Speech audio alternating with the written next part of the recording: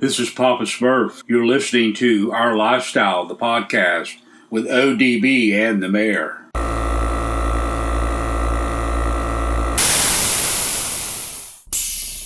Yo, this is Rob Margie, and you're listening to Our Lifestyle podcast.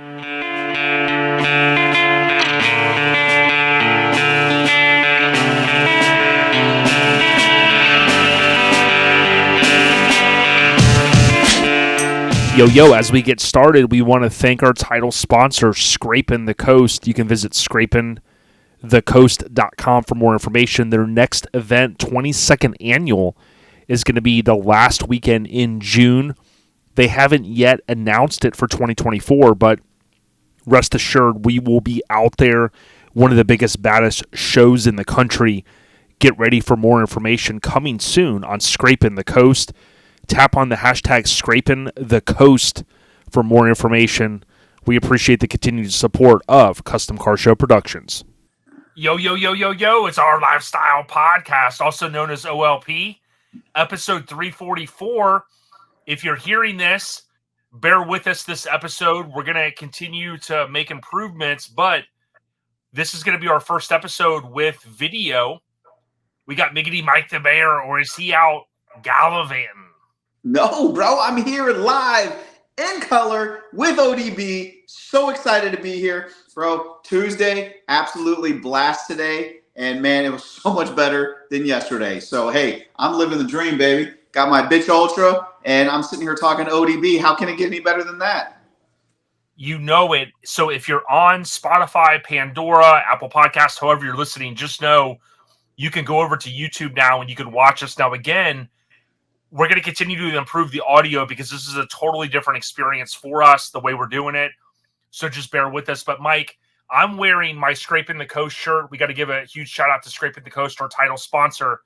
And, Mike, you know Scrapin' the Coast is every – what month is it?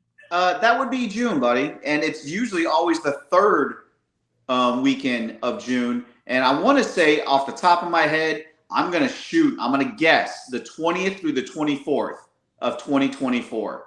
Well, that's a good guess. They haven't officially announced, to your point. Of course, we know this year it was the 23rd, 24th, and 25th. And if I go forward and we look at 2024, June, I would assume it's going to be the 21st, 22nd, 23rd.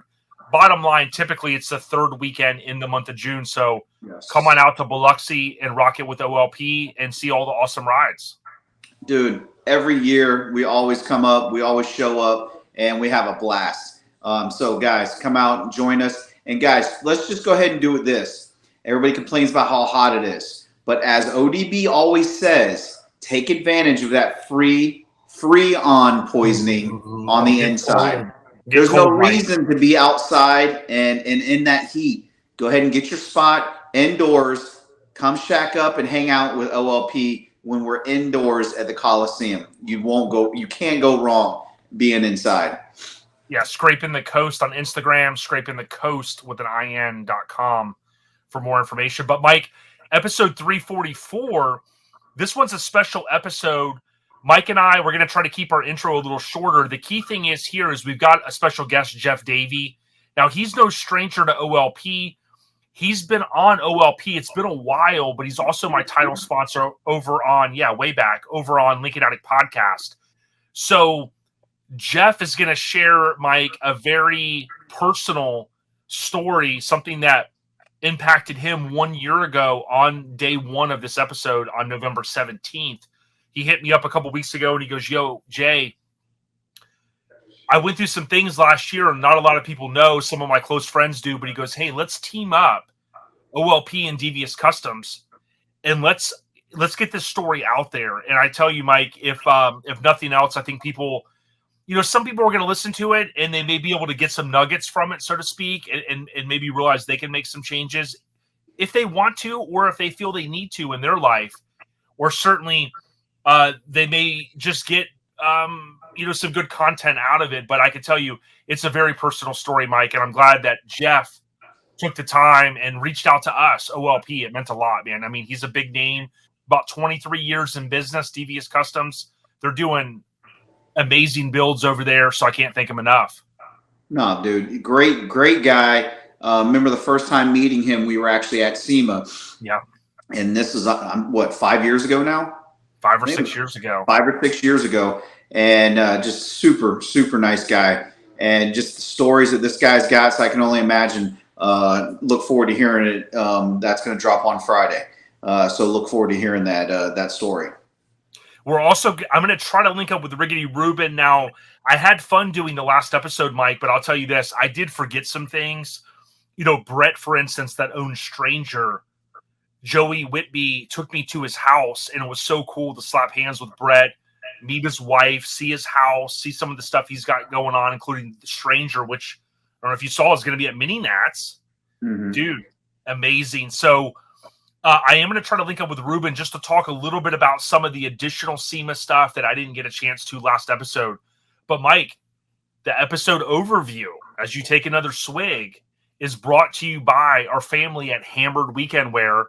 And Adam Tripp told me this recently. He said, Miggity Mike in ODB wants to let us know, for us to let you know, that HAMMERD weekendwear.com, Mike, they got what I call open enrollment.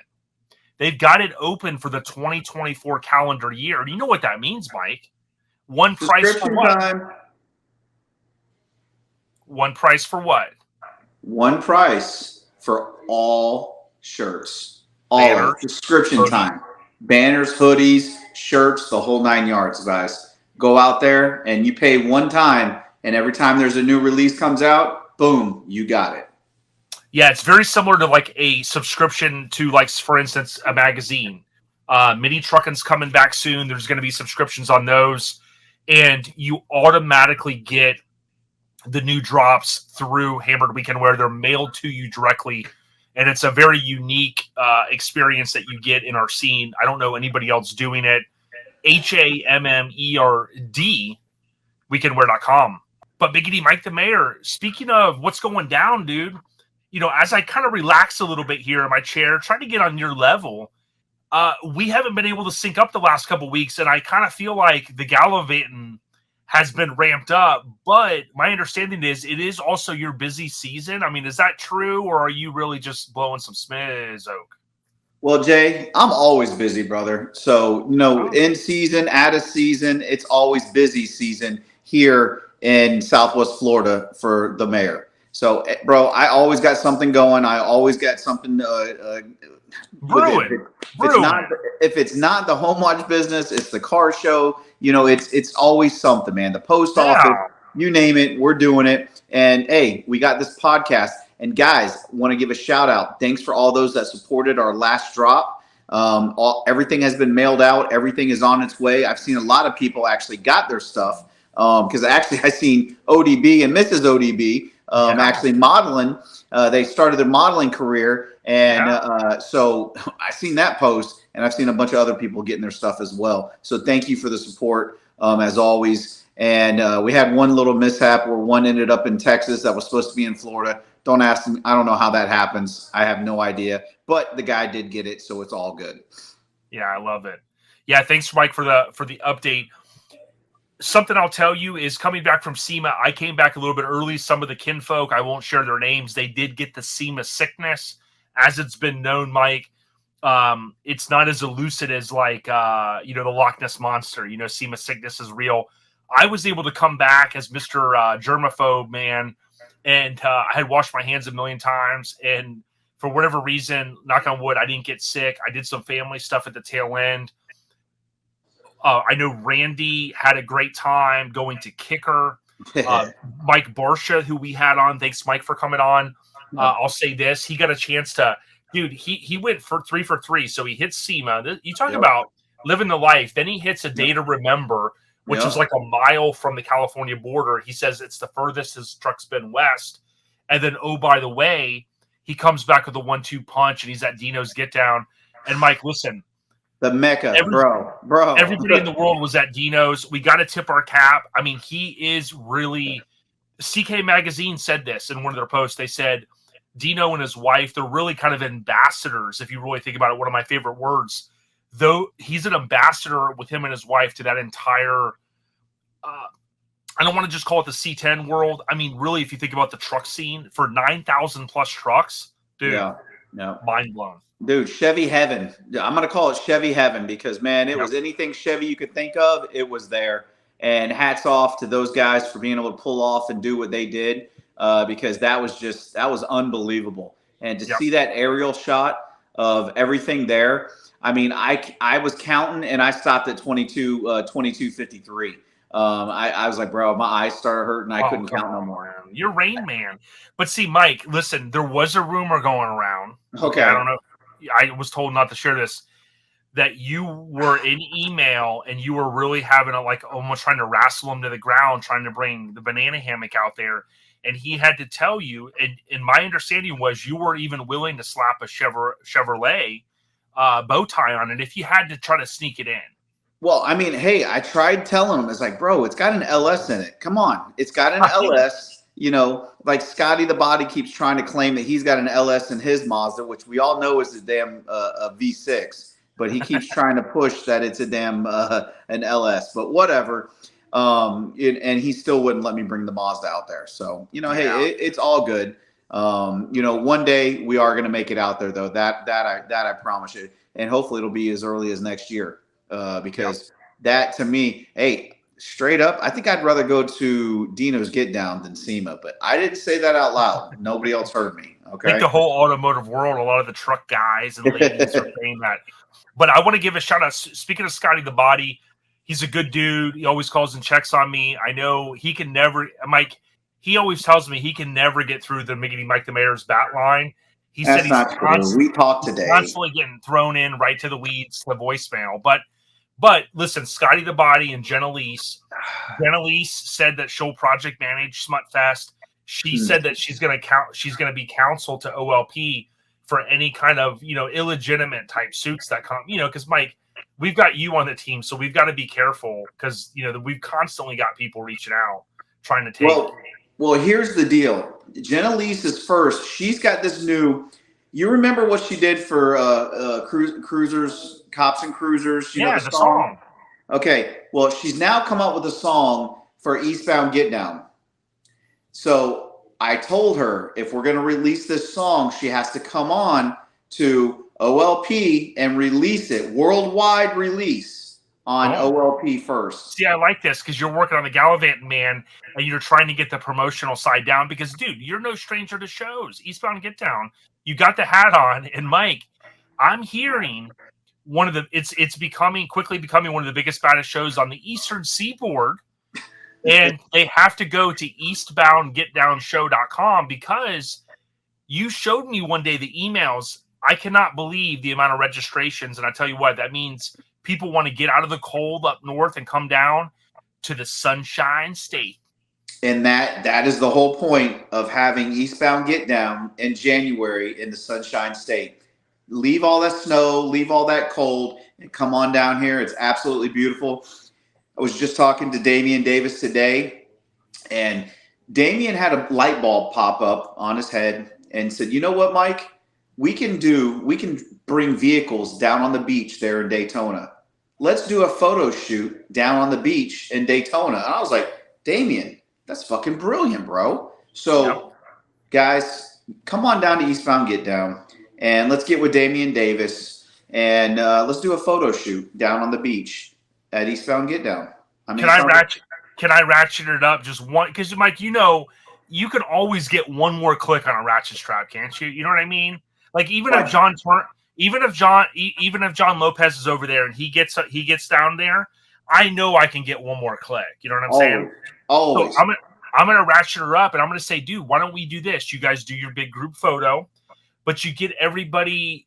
We'll do a second photo, which I'm sure Damien would oblige. I don't know if that's the word, but get everybody dressed in kind of like, some swimsuits, maybe some sunblock on your nose.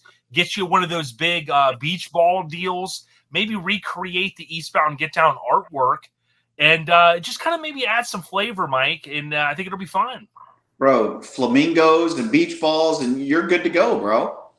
Biz itches and bees each biz all. Some drinks in the hand, and it's time to party, baby. Yeah, dude, bro, I got some waters right here.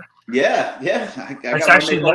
It's actually lemonade, sugarless lemonade. Hey, hats off to ODB. It's almost been a year, guys. Almost a year. And not only has he been celibate, but now he's been drink-free too, alcohol-free. Hats off, my man. Tip the cap. Thanks. I just hope that one day I can stop eating Chick-fil-A. And that ain't gonna happen. Don't even try.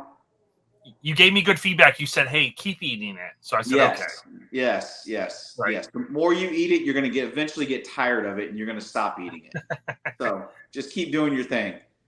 The general updates is brought to you by our kinfolk, Sean Rose at Rose Metalworks. Also behind Spreading the Love, as well as David Magotti. So tip our cap to those guys. They continue to do amazing things. And we'll be talking with him soon, looking for our contributors of the year, which is an OLP exclusive award. We'll be looking to lean on them, so to speak, for assistance. Certainly, not only Sean Rose, but we also Thad, our boy Thad. We got to lean on Thad too. He's done a lot this year. And hey, talking about Thad, don't forget Eastbound Get Down. Not only is he going to do a mini Truckin magazine pick award, but he's also going to be doing our OLP pick award as well. Dude, that's coming top ropes. And dude, I want to say the last year, this past January at Eastbound Get Down show was the first time that Old Crispy, aka the Spike Truck, was in the state of Florida. And we got to thank Thad all the way from Pennsylvania for doing that. Yep. And I'm telling you, you're going to have this unique opportunity to see a lot of cool trucks there. That's the awesome thing. Destination Daytona. I know you can see there is not anything held to my head. You know, Mike typically off camera is like, basically squeezing my arm saying, you better say it. This time he's not. But I know Eastbound Get Down show, Mike, is quickly gaining steam. It's a lot of work that not only you and John are putting in, but Kim and Mrs. Mayor, a.k.a. Shannon. You guys are really doing a great job. No, I appreciate that. And hats off to the girls, because without the girls, they definitely do a lot of stuff. This talls and smalls thing, me and John, but the girls, Kim and Shannon, they do a lot. They do a lot behind the scenes, and they don't want to be in the camera. They don't want to be in the spotlight, but we wouldn't be able to do this without them. That's for damn sure. And definitely appreciate ODB and him posting up his videos too. In the limelight because you rhyme tight. Time to get paid. I got to edit out the next part. No, don't edit, baby. It's just say it. It's in the song. Right. So check this out. Next, we got the Trivity with Miggity Mike the Mayor, and I got one question, Mike. Are you ready? Now it's time to get serious. I'm always ready to get this wrong. But dude, now you got me on video. How am I going to Google the answer and find out the answer, bro? See, that's honestly the reason why we're doing the video. That's why we had to make the transition. That is the real reason. Now the truth comes out. Dude, I've been getting emails from people saying, hey, are you FaceTiming with Mike? Because we think that he's digging around. He's got hidden notepads. You've got things off camera. You got the little FBI deal in the ear. But this one's, Mike, you may not get it, but you know what? This one's going to be fun anyways. And by the way, our SEMA episode, we got to thank the group for they all got it wrong, and we had brokered a deal with the group. If they got it right, they were going to get the tick mark in their binder. If they got it wrong, we counted how many people. There was about 10, and those points were deducted from your binder. I've got the key now. I just got to get in because I got stuff falling out over here, Mike, all into the Not surprised. So I got to get in there, and I'm going to update it soon. Hey, you told me I had a whole bunch of tick marks from driving to this show and that show and so on and so forth. So at least give me those for the driving tick marks. Yeah, and you get a tick mark for brokering the deal for me to be able to, because we didn't talk a lot about this. You literally worked back at the Cruising with Cruisers, and you basically said, hey, ODB needs a cop car to drive around all weekend. So that was kind of an unreal experience. We did mention Breaking the Law did come on the radio while we were driving. Yes, it did. And I never thought in my life I'd be driving a police car. Now, it was an unmarked car, but we were driving a police car around, and Judas Priest, Breaking the Law, came on, and it was pretty surreal.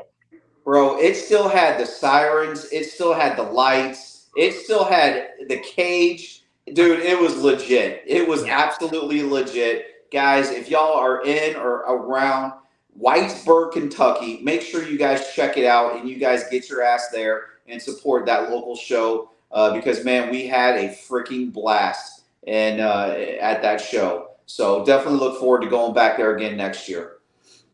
Oh, yeah. Okay, so, Mike, here's the question. Okay. And I know we're not yet to the Christmas season, but we're kind of there. And I'm going to share something with you guys in a couple minutes related to the next couple episodes. So here's the question. What is the name of the Griswold neighbors Oh, shit. in Christmas Vacation? So I'm going to give you the hint. When he's hanging, something goes flying out of the gutter, right? The ice. Yeah. And it goes in and it hits like the CD rack, back in like 1989. And there's one of my favorite actresses, Julia Louis-Dreyfus from Seinfeld. I don't know what it is. Just gets me going. It's her.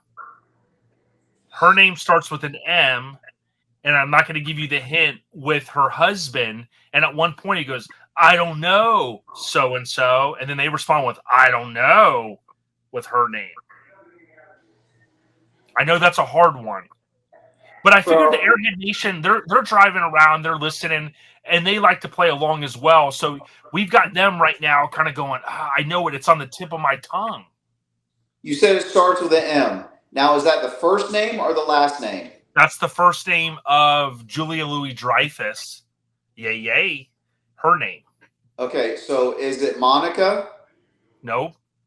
See, and it's not Maureen. It's not Maureen. I don't know, Margot. I don't know, Todd. Margot and Todd.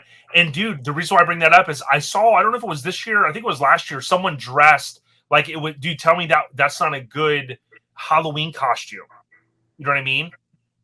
So next year, I might give it away. I'll have Maddie dress as Margot. She'll have to dye her hair black, of course.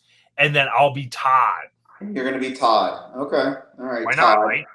You know what, though? Todd just doesn't sound as good as ODB. As Hank. Let's be honest. Hank, definitely Hank. Morris. Bro, we haven't talked about Hank. That's the first time we brought up Hank this whole episode. Are you okay? It's a long story. You got a fever? There's bail money involved, and Dog the Bounty Hunter, I think, I don't want to bring it up, man. Hey, check this out. You brought up Dog the Bounty Hunter. You know where Dog the Bounty Hunter lives now? He was for a while in Hawaii, but where does he live in Florida? He lives in Southwest Florida now. He has moved to Cape Coral, Florida. Is there any way you could deliver his mail and try to get him the eastbound get down, dude? Okay, well, there's no way I can deliver his mail, but there is a way that I might possibly be able to run into him in Cape Coral when we go down to downtown Cape Coral, because I heard he spends a lot of time down in downtown Cape Coral. You have to get him the eastbound get down, dude. Signing autographs and stuff. Would that not be cool or what? Dog the Bounty Hunter, bro. And Mike, I can't keep giving these ideas away, but I really think you need to try to link up with Luke Campbell down in Miami and see if he can get 2 Live Crew. I know one of the members passed away.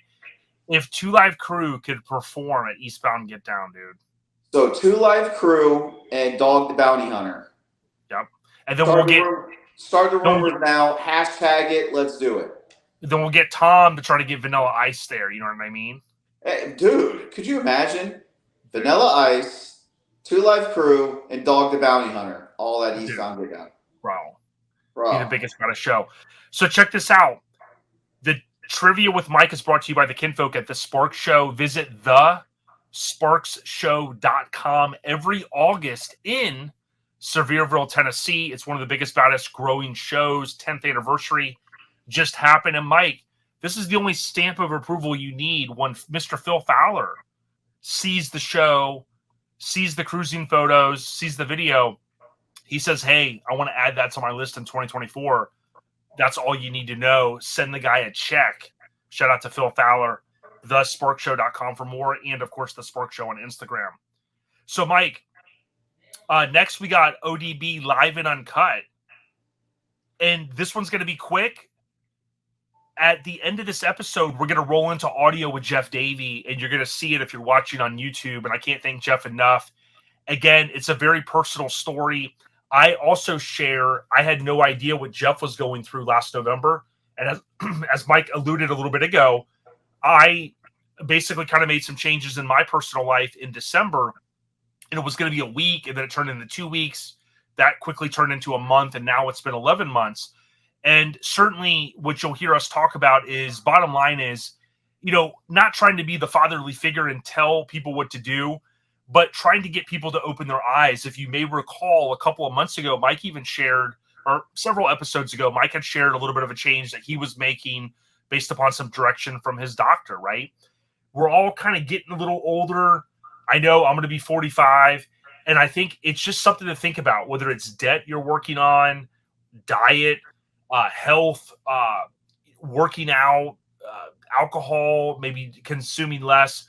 You'll hear Jeff and I take a deep dive on that. But the last thing I'll say on this topic is, just know you can make changes. And sometimes we get in those ruts and we kind of see tunnel vision. But I'm telling you, like Mike, the great George McFly said, if you put your mind to it, you can accomplish anything. And I really mean that, dude.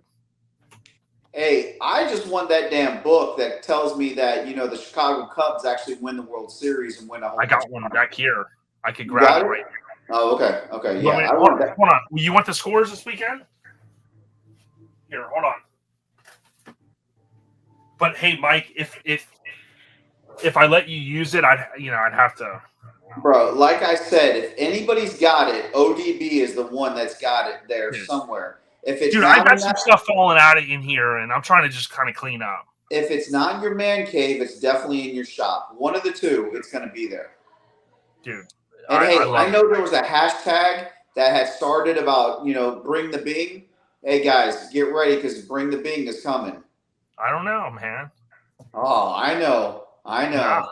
Because not only is bring the Bing coming, but hey, side chick, Chick's Ride's coming too. Really? Is that the intel? That's the intel. Don't know when they're coming, where they're coming, but they're coming. So check this out. We got to give a huge shout out to Joey Dilworth at Get Decked. If you're a show promoter and you want to add your artwork to a skate deck, get with Joey. It's GetDecked_VA.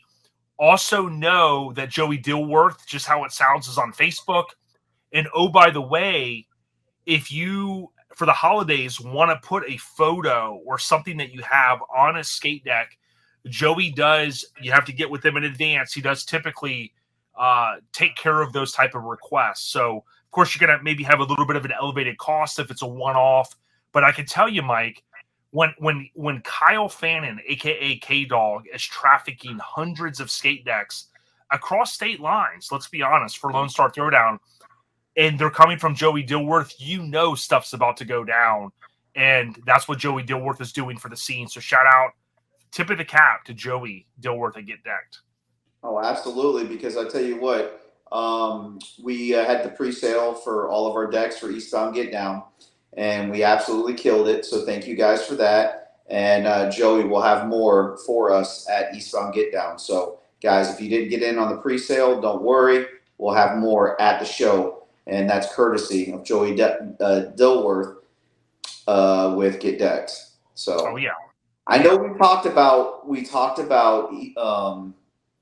the Spark Show in August, but one show is coming after that we're excited about. I had the opportunity to go to it this year.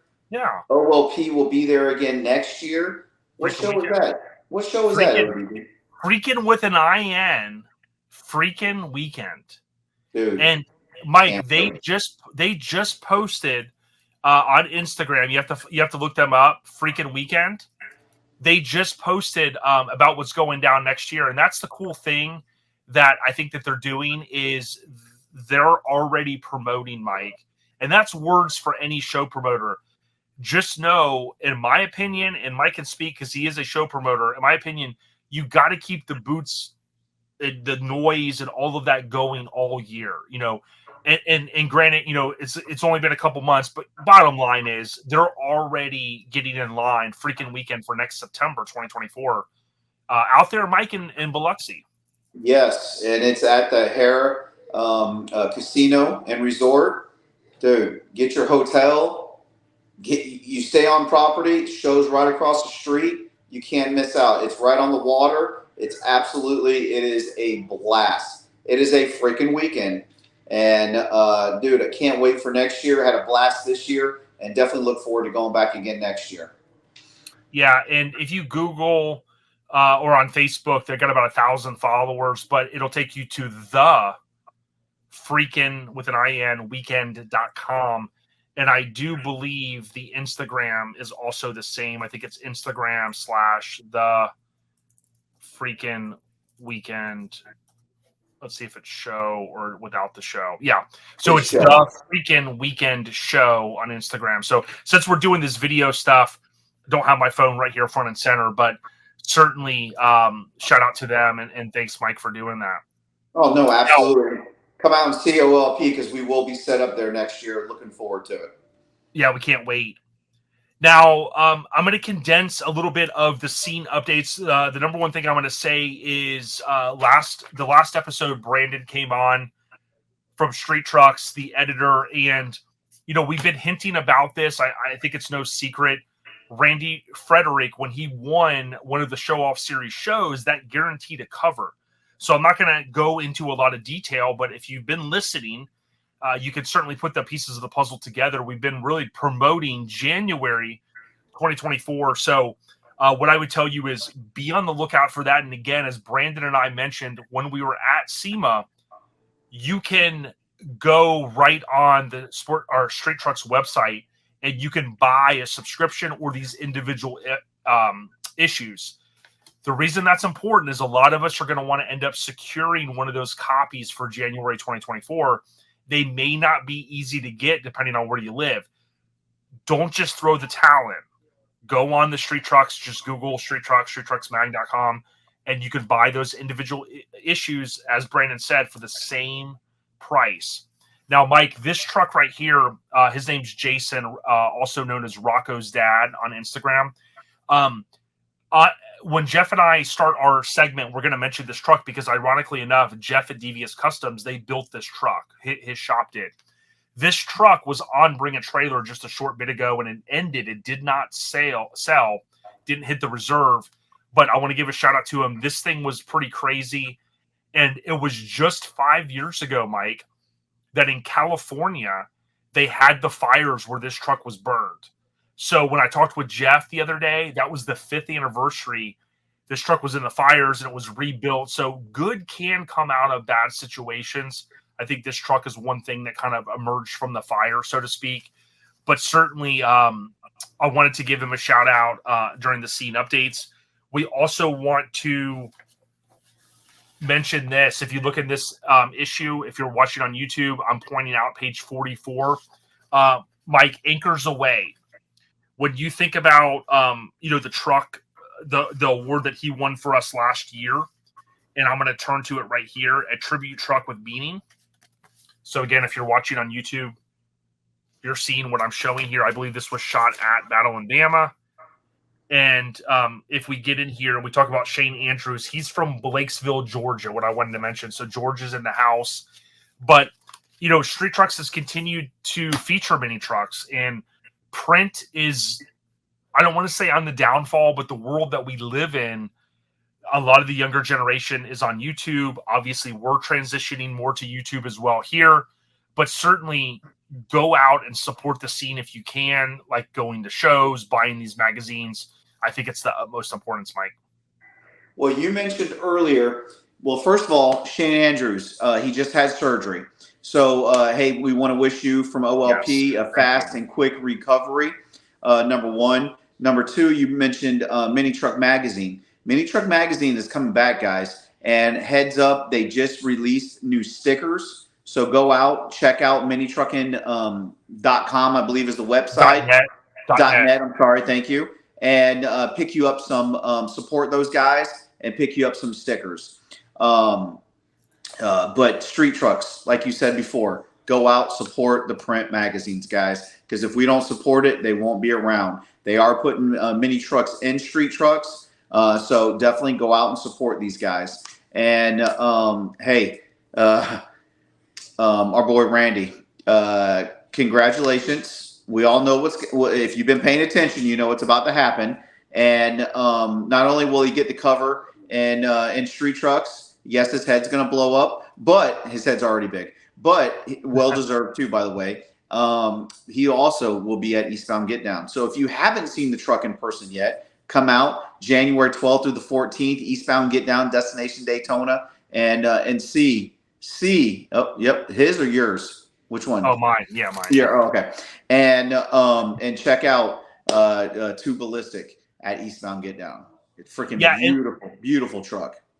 Yeah, and let's say this: Randy is really, I think, a guy in the scene that is doing great things because he's uniting people. His team that we've had on talking about building the truck is amazing. But Mike, he's also what I call someone that's a promoter of the scene. And, Randy called me in the past and said, hey, I want to help with XYZ. Hey, I want to do this, right? And a lot of the stuff we don't even share because, we're homies and he doesn't want the recognition for it. But for him to go out and round up the troops for Cruising with Cruisers, right? Mm-hmm. And announce that truck's going to be there. Oh, by the way, right before SEMA. That was a big trip to go up to Kentucky. I know those guys appreciated it. He's doing the same for Eastbound, right? Yep. So I know Randy listens. He's a good dude. I talked to him the other day. It's people like that. And granted, we're only giving him as one example. I know there's a lot of people listening now going, hey, I promote the scene too. Listen, we appreciate it because listen, I can't be positive 100% of the time. I try. I've had my hiccups over the years, but I'm telling you where the scene is at right now. Growing up watching NASCAR with my dad, you'd always hear the announcers going, "Oh man, they're firing on all cylinders," right? And we've heard that term if you're a motor guy, if you're a truck guy over the years. But I feel like the scene is really firing on all cylinders. We'll be talking more about Two Ballistic, but Mike, like you said, Eastbound Get Down show. People are paying for a few hour show at different shows throughout the state. Sometimes you go to these shows, you're paying 30, 40, 50 bucks for like a night show. Eastbound Get Down show, you got a couple of packages, Mike, but as low as, what's the lowest entry for Eastbound? 55. 55. So, I know a lot of times, we're in this day and age where things do cost a lot. Fuel, food, all that. I totally get it. But I would challenge people and say this. I went to a charity show earlier this year. I wasn't even there probably 2 hours. It was $30 to get in. It felt good to pay it, right? It's going to a good cause. It's going to a charity. When you go to a show like Eastbound and all of these other shows throughout the country and you're spending $40, $50, $60, sometimes $80, I know. Look at the value that you get at Lone Star Throwdown. $80 to get your truck in and have two bands. Look at the value that you're going to get at Eastbound Get Down. These guys are putting their neck out on the line, and I would challenge you. I know we can't make them all. I can't either. But just get out there if you can. No, hey, believe me, we would love to have you out there. Hey, we'd love to make it cheaper. But at the same time, got to pay that venue to be able to have the show where it's at. It's a great venue. It's right off of 95, and it's right down the road from the beach. You can't go wrong, guys. Buc-ee's. But hey, hey, actually, what's really funny is you bring up Buc-ee's. Buc-ee's and the beach are both about the same distance from the show. And you go one way, you go, let's see, call it east, you'll hit the beach. You go you go south, and you'll hit Buc-ee's. So, hey, we got them both covered. Buc-ee's and the beach. You can't go wrong. Buc-ee's and the beach. Right. I love it. So I was going to share something, but I'm going to wait till another episode. When you were saying the bees, that reminded me of my dad, because my dad he was great at nicknaming people, and he nicknamed, we had nicknames for the Ballard compound and Bada Bing Blue and the Ballard balcony and big breasted such and such. Whoa. I like that. I like that. Let's go back and talk about the big breasted. Right. And when Papa Smurf would get on, like when we'd get going, like we'd be at one of the Packers games, and like people thought he was like rapping, they thought he was Vanilla Icing. So I'll have to share that here in the near future. I'll find it, because I can't even remember. He had so many B's. My dad, I joked with my dad. I said, dude, Eminem needs to get with you, Dad, because like you could have did the intro on his album. You know what I mean? So, all right, the scene updates. I do have a couple more I want to share just briefly. It is mini Truckin with an IN mag.net. So that's the website that'll bring you to the big cartel deal. Another scene update, KSP, also known as Cruising with Cruisers, the Kentucky State Police, they announced more to come very shortly on their 2024 stuff. I want to give a tip of the cap to Tony Moore. Asphalt Army did a fantastic job. I did not, unfortunately, get to slap hands with him at SEMA, but look up Tony Moore, Moore, on Facebook. He's got a SEMA show / Vegas 2023. Did a fantastic job of taking photos. So again, tip of the cap to him. This was pretty cool. Robbie Williams, never before seen. Should I have left it this way? Something I lay away and think about. He was sharing some of a past paint job, is the way I understood it. Love his Mazda Cab Plus. It's not an extended cab, Mike. It is a Cab Plus. Shout out to Robbie Williams, a good dude. The scene updates brought to you by Garage Gear Clothing. Don't forget, they do have some options as low as free shipping, right? So there's different tiers on there.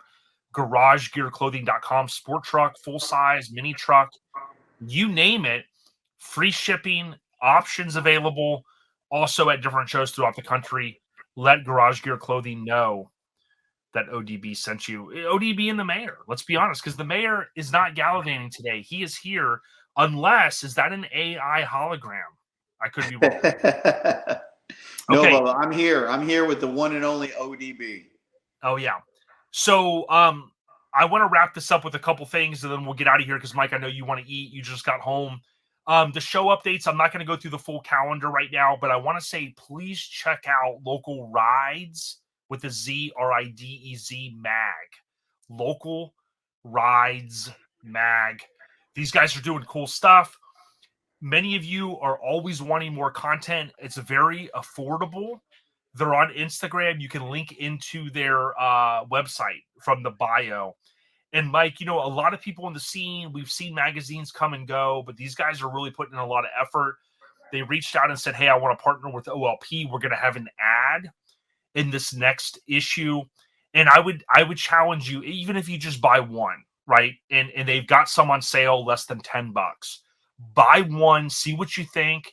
Spread the word. Even if you don't keep it, you give it to someone else because they want to check it out. That's how we can kind of get this, this going for those guys. So they've been doing a good job for years, and I think they're ready to take it to the next level, Mike. No, and hey, once again, another company that not only have they teamed up with OLP, but they will be at Eastbound Get Down as well. Yeah, they're good people, man. I love to hear that. The podcast updates, Mike already mentioned the stuff shipped out. Here's what I want to mention. The next few weeks, if all of the stars align, we're going to have this episode on the 17th. The following week, we're going to have some special guests, some West Coast legends. But we're also going to dovetail that into a Black Friday episode. So if all goes well, we're going to hit them with a 1-2, maybe 2 weeks in a row. That's the plan right now. And then we'll see the next few episodes we've already got done. Now we've got a East Coast legend down in the South Florida region. His audio is done as well, so that's going to come about 2 or 3 episodes out. And then we're going to have. I'm working on an episode for Mike's birthday, 12/15. For those that forget, the Chronic came out in 12/15/92, so I'm working on that. And then before you know it, we're going to be at our best ofs. So we're going to be posting some questions in the Airhead Nation group on Facebook to talk about, just to get the ideas going on some of these awards. We've got some ideas now, but we want to hear your input as well. The podcast updates, Mike, brought to you by Graphics Mafia. If you need stickers or some light design work or maybe a wrap on a car, hit up Buddy at graphicswithanxmafia.com. Website, Instagram, TikTok, graphicswithanxmafia.com. Mike, let's close it down. Eastbound Get Down. I did have somebody that had a question. They wanted to see. Are you still open to answer a question? Dude, I'm always open to answer a question. Come on, hit me. Okay. So Eastbound Get Down. Brrr, you don't have my sound effect board set up. EastboundGetDownShow.com. Again, pre-registered. John, Mike, Kim, Shannon, they're going to appreciate it. We're all going to be out there. It's going to be nice weather, like it is every year. There's a Chick-fil-A, a couple rides up, a couple exits up. There's also a Buc-ee's, as Mike said. But Damian Davis, he's been killing it. A lot of content. Love what he's doing. But, Mike, the question is this. These folks want you to break down, because, Mike, some people are thinking about awards. They want to know what are, for the most part, is this the top 50? Is it top 75? Can you just give the high-level overview on the awards? Because I know a lot of guys are gunning for these. So what's the real deal? And can you give us a couple of the names that are working on some of these? Oh, man, that's easy. That's an easy question. Well, So, hold yes, on. I'll keep going in the email. No, I'm just kidding. Okay, no. Hey, keep them coming because this one's easy. Top 50 is the top 50. Okay. And those awards are going to be done by modifiedmerch.com. Check out modifiedmerch.com. Brady is doing the top 50 for us. And we also have, off the top of my head, I think there's 35 or 36 best ofs. Okay. And we have Gooch going to be doing half of the best ofs. And then we got Daniel Smith that is going to be doing the other half of the best ofs. And then we're going to have Chad Luke doing our Greg Miller Memorial Award. I'm sorry, I messed that up. We got Sean Rose is going to be doing our Greg Miller Memorial Award.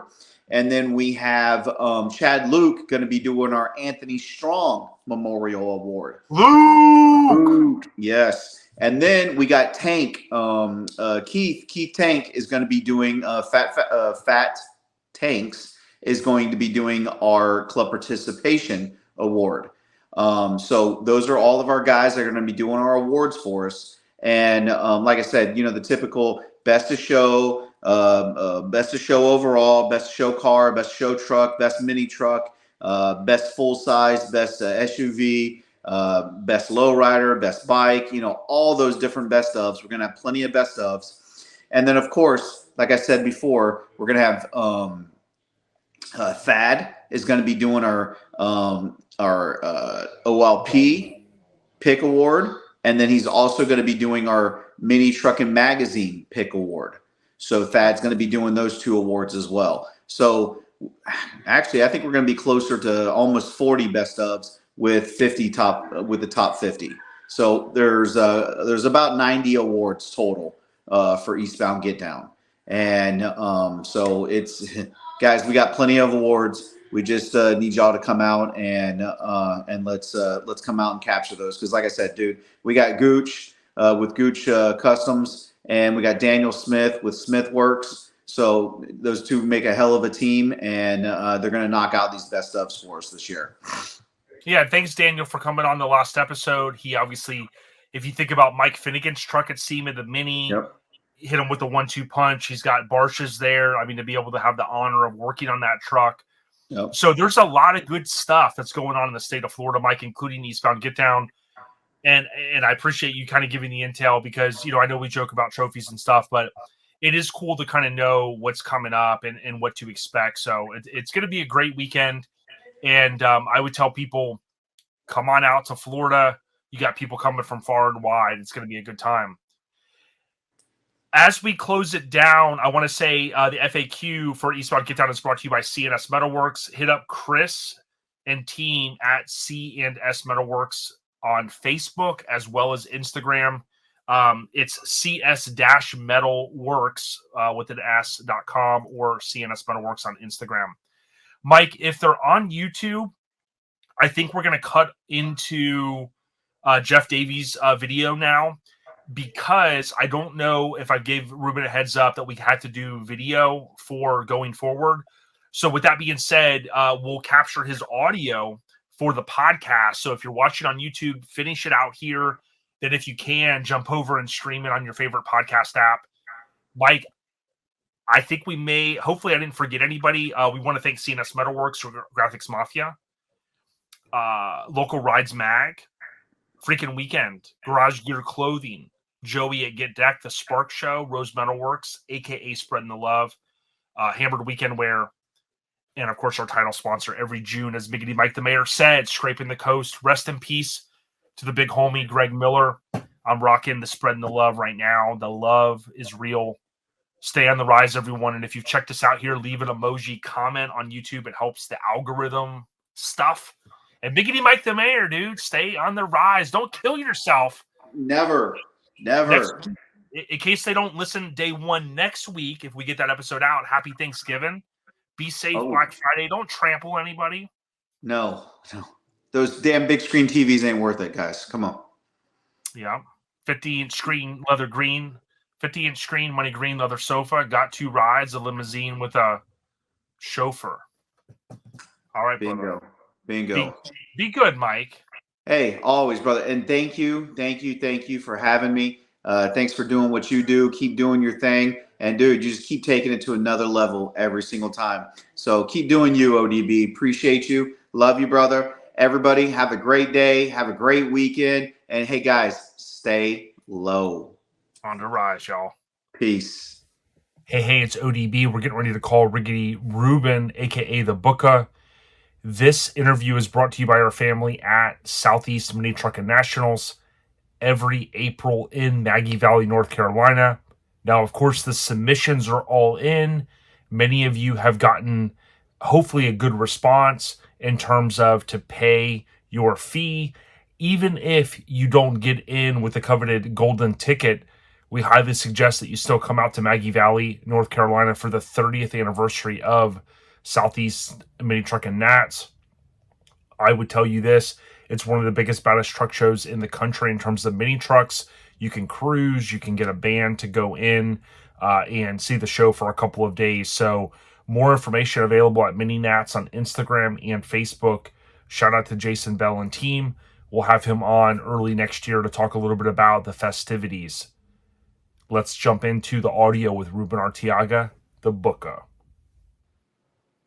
Yo, so as I mentioned, we just finished with Biggity Mike, and guess who just called? Riggedy Ruben, the Booka. What's going down? Not much, Jay. How you doing, buddy? Good, man. Thanks for taking the time.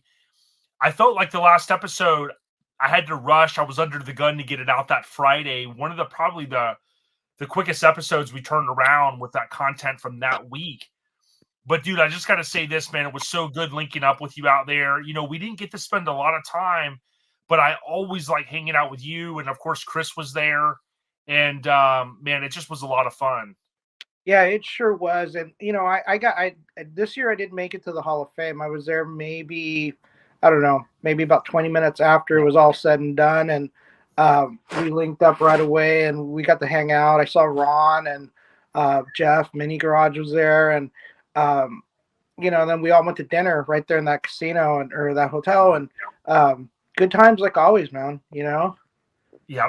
And I'm glad you said that because I wanted to acknowledge that, you know, getting to hang out with Billy Bob that week, but also like Jeff from Mini Garage being there, and even Andy, who is an RA member from the Vegas area. You know, I had some great, it's like the second or third time I hung out with him, but always great conversations with Andy.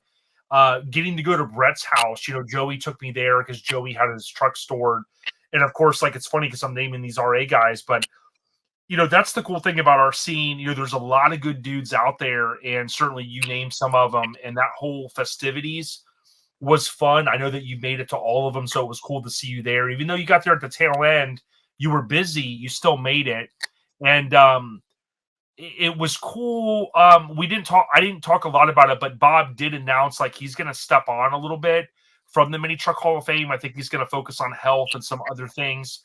But certainly you've been to all the Mini Truck Hall of Fame, so you've got to see, I think it's 104 people now, including yourself, be inducted into the Hall of Fame. So I love seeing it. Yeah, great. Thank you. And, you know, and I hope it, you know, I've heard the stories and stuff, and I talked to Bob, and he told me, and, you know, we've talked, of course, and I really hope that it continues to grow and thrive. I've always been, I guess, an advocate for it, and I've always been proud. You know, I'm proud that I was inducted when I was inducted. Sure. And you know, I hope for the best for it because like I said, I love it. I think it's something positive for us. Yeah, I totally concur. And what I said to Radar earlier, and you will be sharing more. I mean, there hasn't been a lot of discussion, so there's really nothing to share. But you know, I told Radar that to me, it's important now because if you think about what Bob is kind of doing now, he's passing the torch to other individuals. And none of us want to maybe say this, but in how many years will we be hopefully passing the torch to the next generation or some form or fashion of it? So like you said, we got to keep it going. And I couldn't agree more. No, we got to do. And I mean, you know, in my opinion, I think Bob did a great job and everything, and you know, getting it to this point. And with the people that I know are involved with it, I could just see it even going farther. Oh yeah, I totally agree. And you know, there's going to be some growth. Hopefully, I know people have suggested different people. I have certainly, and you know, the bottom line is I just want to see it prosper. So I think we're on the same page there. I did want to hit upon this because I had this odd travel situation this year. You know, I knew I'd be there till Wednesday.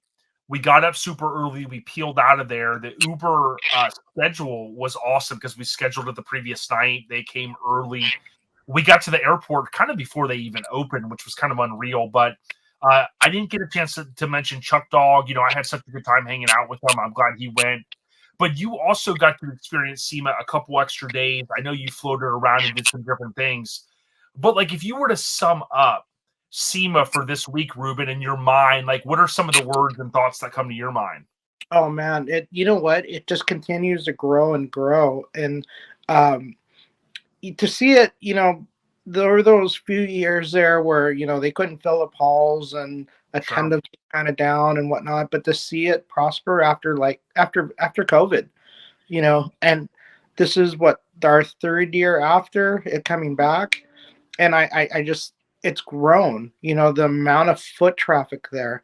It was funny because on Friday, we walked through the halls and we walked kind of late, and it was a night and day difference compared to Tuesday morning. I mean, Tuesday morning, you'd walk through Central Hall, and I mean, you were people galore on, you know, exactly. And Friday was a little bit calmer. Granted, we got out of there like right before like it, you know, it closed, and we were trying to beat the rush back to the hotel. But they filled up that new West Hall, you know, and they continue to have stuff outside. So honestly, I just see it going bigger. I see it bigger than ever next year. Yeah, there's no doubt. It's kind of like the Super Bowl of our whole industry. And I say our, you know, the whole car community stuff. Like, if you would have thought that it would involve as much as it does, you know, there's the stuff out front doing the Hoonigan stuff and, you know, all of these different things. It's insanity. Now, I wanted to ask you this, kind of an off topic, but it still ties into SEMA. I read some things today, and I wanted to ask if you experienced or saw any of this. I didn't. Maybe I did, and I didn't realize it. But something we haven't talked about here, Ruben, a lot is the F1, the Formula One stuff. Worldwide, it's just blowing up. And apparently, my understanding was they're going to have the F1 race there in Vegas, and there's been all these logistics because they're going to turn this beautiful place into a track, right? And I guess a lot of the residents haven't been happy. There were people saying, you know, there's bleachers going up in weird places and things like that. I guess because I had such a little time there, other than riding in the back of the truck, Billy Bob's, I didn't really see any of that. Did you interact or happen to notice any of that? You know what? I actually did. I noticed it right when I got into town.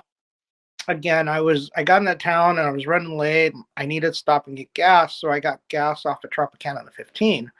And that whole area from Tropicana on Las Vegas Boulevard all the way, I took the streets all the way back down into downtown, and there are barriers up, there are grandstands going up and stuff. And you know, one of the saddest things that I saw was there used to be trees in front of the Bellagio, and they cut those things down to put up grandstands. I know one of the residents mentioned that. They mentioned how the traffic's been atrocious, but they also said people that were visiting, there were these different walkways where like they could take good selfies and stuff. Someone mentioned the Bellagio, what you just mentioned. So I'm just wondering with that dynamic, it's crazy because SEMA is like the biggest thing ever.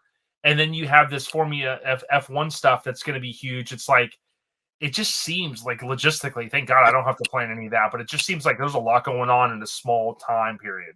Right. And then they're doing their best to kind of, I don't know, keep people that haven't paid for a ticket to be able to do it. So a lot of the is over Las Vegas Boulevard and the other streets, they got screens up so you can't see, and I heard some outrageous prices on hotel rooms, and I was trying to get to see YouTube while we were there, and man, those tickets were just way out of my price range. Insanity. I know. It's crazy.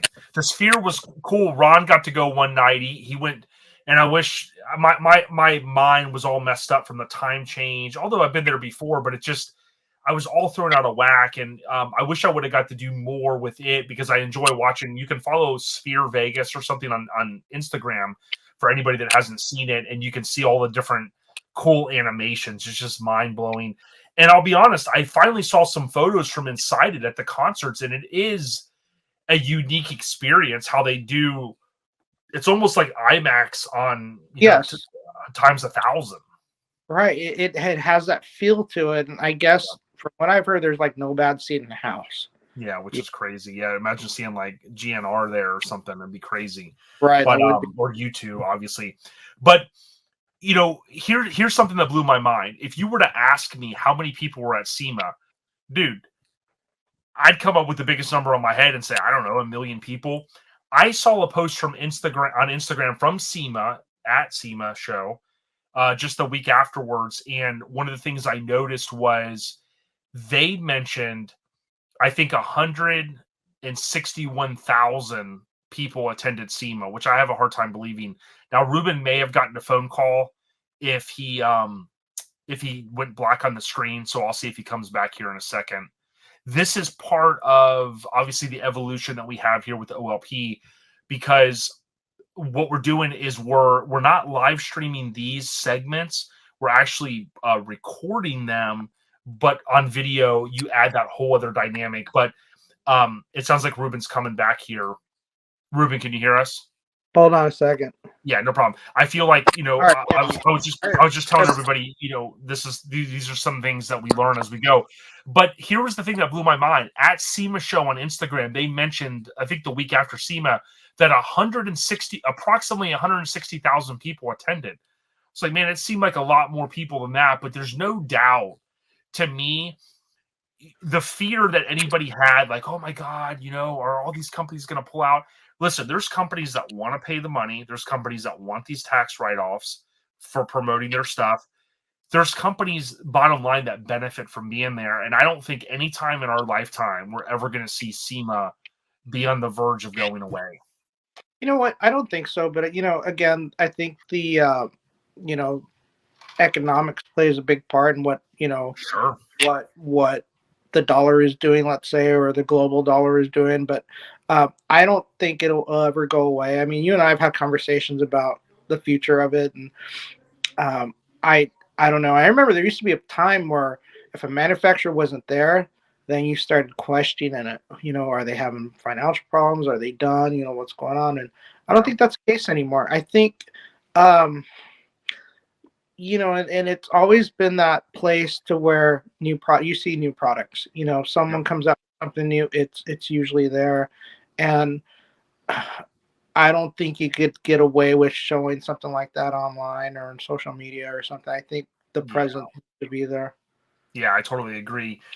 It was odd. I think it's at the central hall or the back central hall where Ford usually is at. You and I have talked over the years about some of the OEMs pulling out and coming back. Someone I thought said that Ford was there, but Ford was certainly not in their old spot, so to speak. And it was kind of weird because that blue color that I'm so used to seeing up there, but it was Toyota this time. Right. So there's obviously, like, if you walk around or you've been going as long as you have, you're going to see those things. You'll see every once in a blue moon, you'll see a blank spot. But to think that West Hall, here was the crazy thing. I didn't even walk through the West Hall. I walked through the front of it as we were trying to do a quick shortcut, but I never got to go over there and experience it this year because what I did is I used the SEMA app, and I strategically went. I wanted to see some of the Fat Fabs builds. I wanted to go to Steel Rubber, Moon Eyes, a couple of the places I knew where they were at. But I tell you, they've done a good job with the app and things like that. Then when you and I tried to get lunch, that right there with Chris and Jen, right? Yeah. We couldn't even find a seat, and that's kind of what I joked about in the past. Like, you're popping off when lunch is $20 and you can't find a seat. You can't even find a wall to slide down to sit down. Yeah, that is kind of crazy. You know what?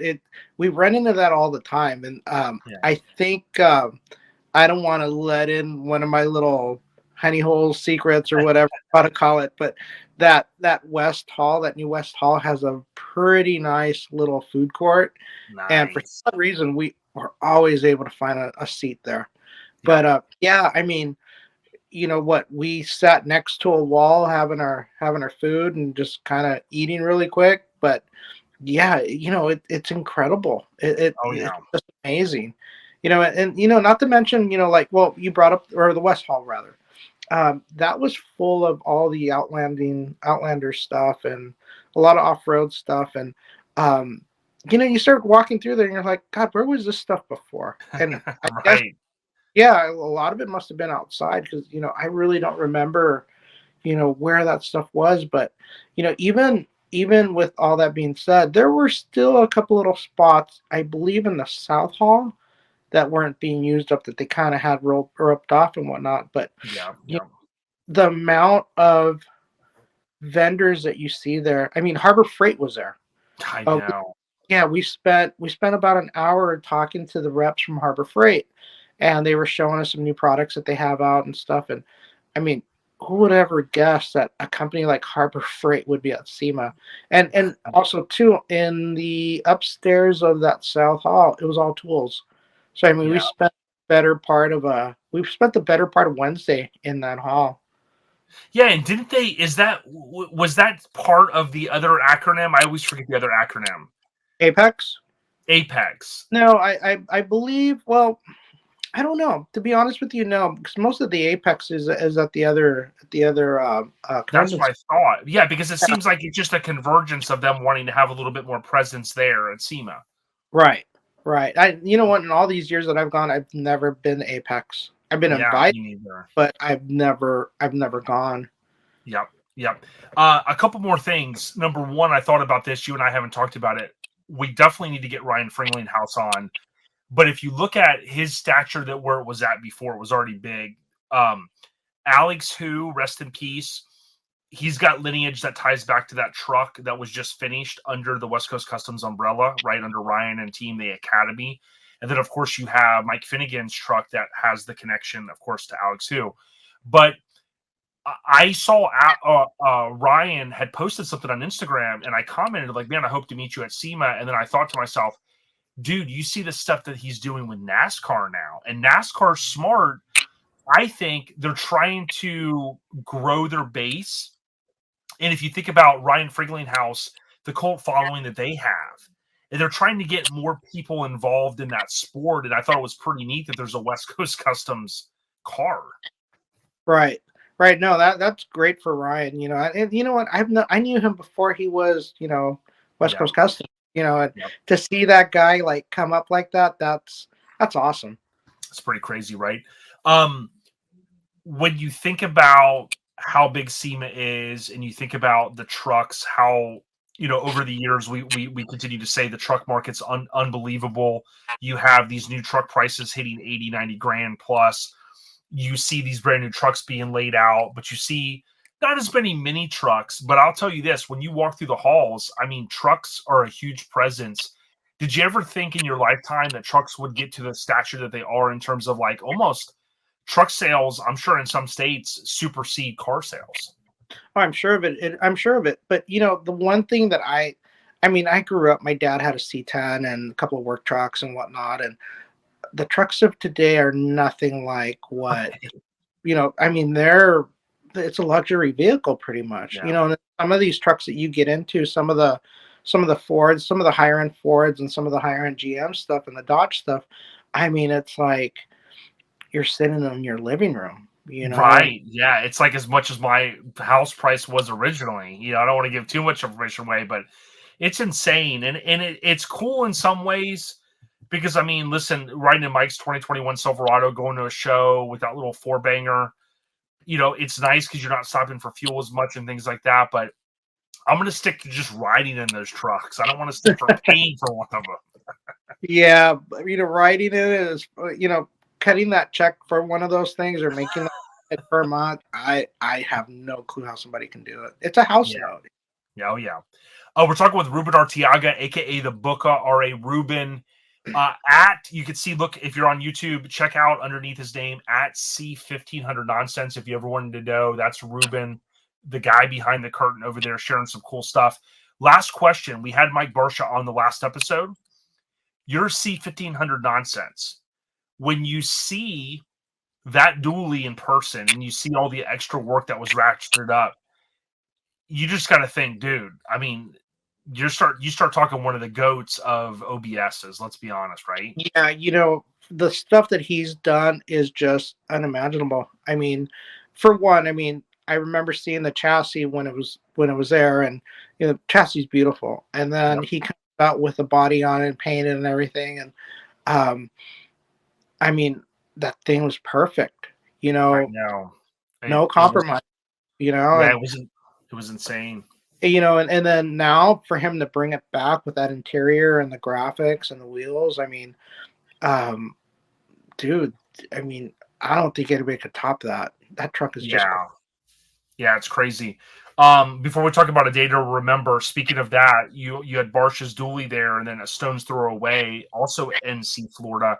You had Randy's truck. I think you got a chance to meet Randy.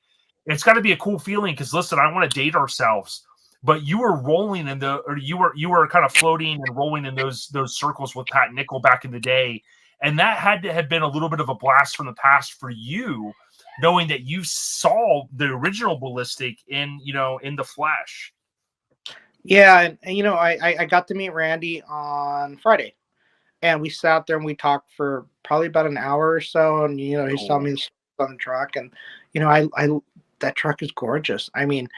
Nothing against Pat's or anything, but it was Pat's was in no way close to it. But then again, we're kids living at home. 30 years ago, yeah. Yeah, 30 years ago, the stuff that's available to us now is a lot different than what we had back then.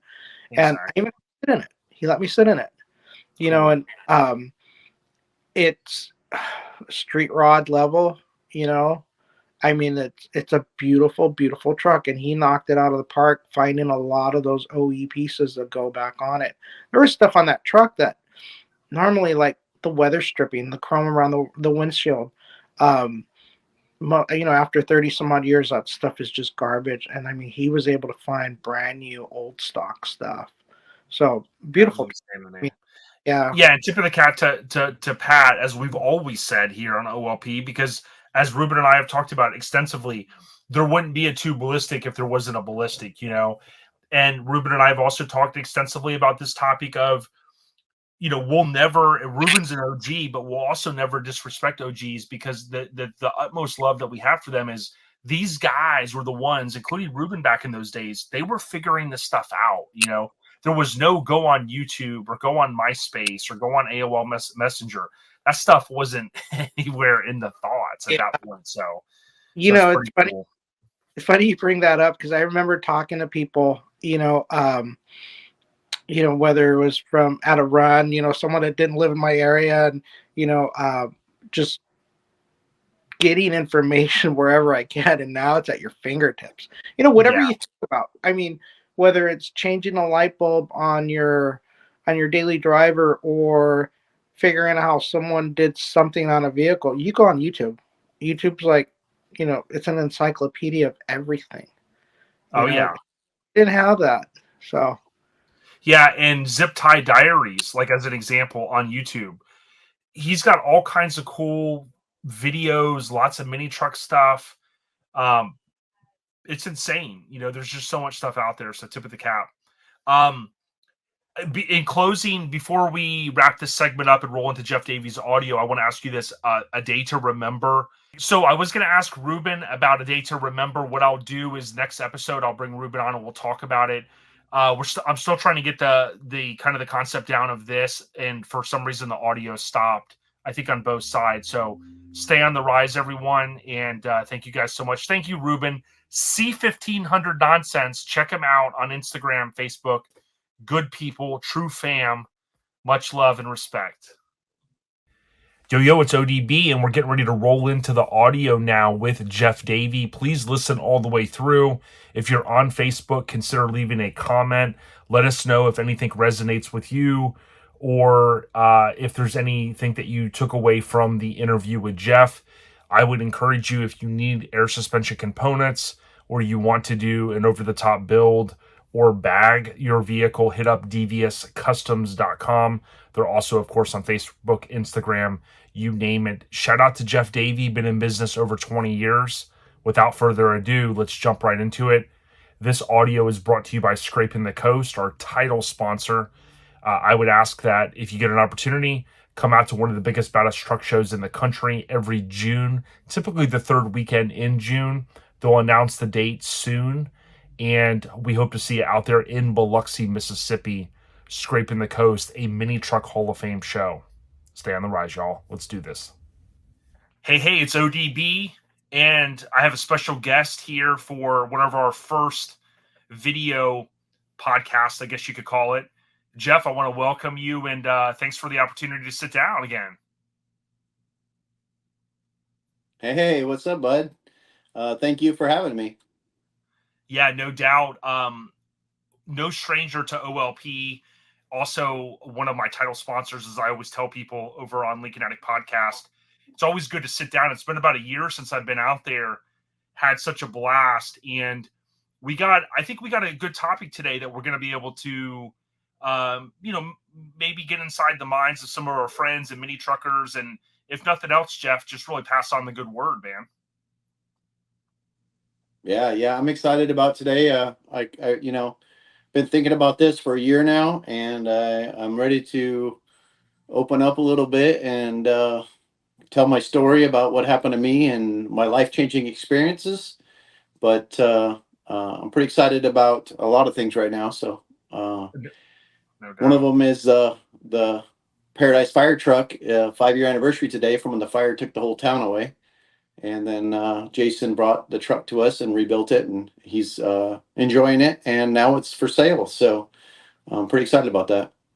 Yeah, if anybody happens to catch this within the next few, let's say, week or so, to your point, Jeff, it's on Bring a Trailer. I love that site, and definitely a tip of the cap, so to speak, on this build. I don't know Jason, you do, but I can tell you this. I think I found him years ago when he had built that CEO sled, the Cadillac. I know you love those, but definitely a cool ride. And like you said, 5th anniversary. I think the city was named Paradise, and this truck, for those that don't know, was a part of that fire. And it's weird, Jeff, how sometimes something cool can come out of a tragic situation, if that makes sense. Absolutely. The truck actually was on the news when they're in a helicopter filming the town burning down. The truck was on the news burning down on the news. Wow. So it was, I guess, popular before it was popular. Yeah, it's crazy. And I've told a few people before, although not necessarily a sponsor, but Motor Trend has a show where they kind of dig into car archaeology and stories. And they did a story on the Paradise Fire. And it was really heartbreaking to kind of hear some of the folks that obviously you and I know, Jeff, family and health is first. We'll be talking about some of that today. But something that was key was, you had these folks that when this fire started to get closer and closer to their homes, something we don't experience necessarily here in Florida, they literally had to say, hey, okay, we've got our belongings. We've got the family safe. Wow, some of these vehicles that have been passed down from generation to generation, they were potentially going to lose them. And it's just crazy what happened 5 years ago. Yeah, it is nuts. Anybody's not familiar with Paradise, it's a small town in the hills, and it's like literally one way in, one way out. and it's when they tell you to evacuate, you grab everything you can in your two hands and throw them in your car and get the hell out of there. You know? Yep. That's what I've heard. A lot of people, there's not a lot of ways in and out, depending on especially where your property is and whatnot. Yeah. But It's not a very big town.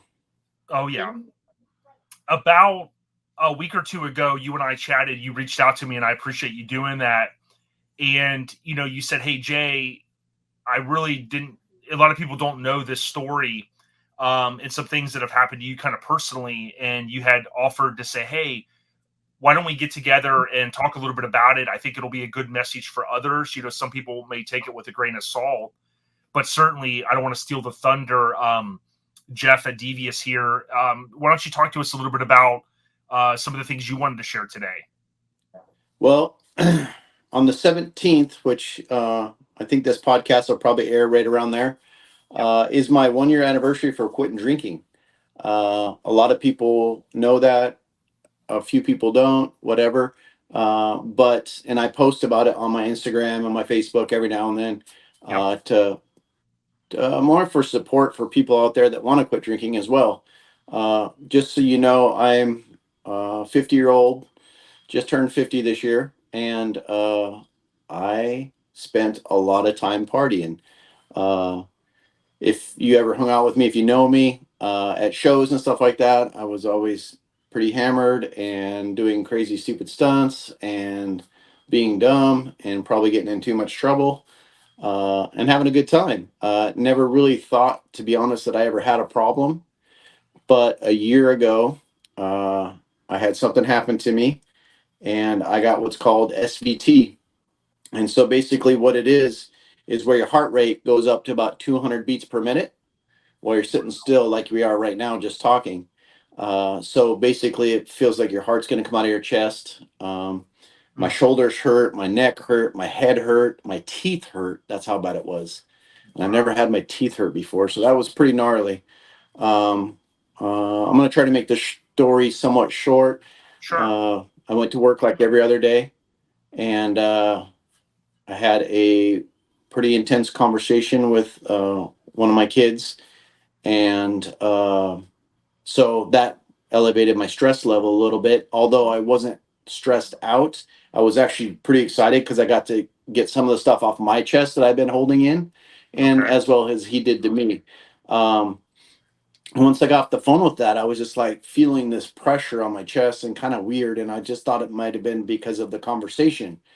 So I just kind of took it easy. I went to my office, and I have a couch in my office. I laid down and just relaxed a little bit to see if, it would come down and drink some water, and wasn't sure what was going on with me at the time. At that time, it was probably about 11:30, and I was getting hungry, and my dad came in to check on me, and I said, hey, let's go get some lunch. So we jumped in the car. I think somebody was visiting that day, so they were with us for the lunch.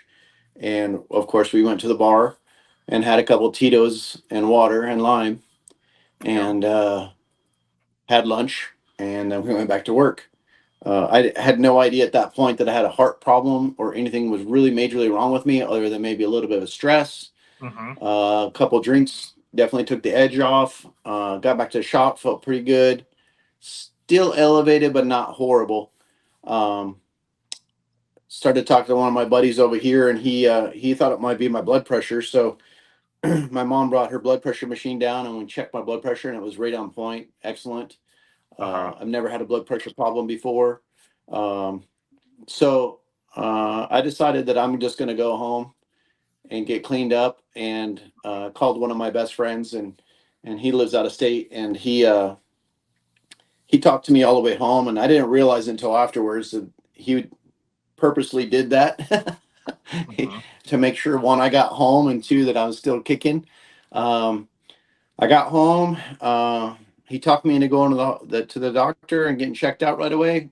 So I agreed to go to the emergency care or clinic or whatever, and just have them check me out real quick to see what's going on and make sure I'm all right. I did that. I walked in the door, and keep in mind, I drove there, which I do not recommend, and I've been yelled at by doctors and nurses and stuff for quite a while every time I tell them that. But I walked into the emergent care and they said, "Oh my, your heart rate is going through the roof. Would you like an ambulance?" And I was like, "What the hell do I need an ambulance for? I drove here. I feel fine." I had a little pressure here and a headache and some shit going on, but I was like, "What am I doing with my car? Of course I'll drive." So I drove myself to the hospital. Luckily, it was only across the freeway, about maybe half a mile or so. When I checked myself in there, they admitted me ASAP. As soon as you have anything going on with your heart or any feelings like that, It's they like started checking everything. Yeah, they just pulled me right into a bed. They hooked up all kinds of monitors and blood pressure machine. They even put the new defibrillator on me, which is a sticky patch that goes on the front of you and on the back of you, hooked to a crash cart right next to you.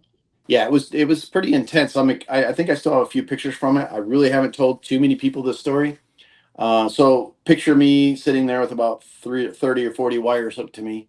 I'm looking out and all I see is probably about 4 or 5 doctors and about 20 nurses. And then my mom and dad showed up and they were sitting to the left of me, watching all this go down. It's pretty intense and pretty scary. 2 IVs. They were injecting me with, I don't even remember, 2 or 3 different things to try to get my heart rate to come down. Everything they did not work. So at this point here, I'm pretty much freaking out. I'm sitting here watching my parents watch me, which uh, no parent wants to watch their child in this position. And I mean, my mom and dad are in the 70s, so uh, you know, if anybody's going to go, I don't want to be the first one. You know what I mean? And that was really hard to deal with at the time because it put an extra level of what the hell's going on right now. Sure.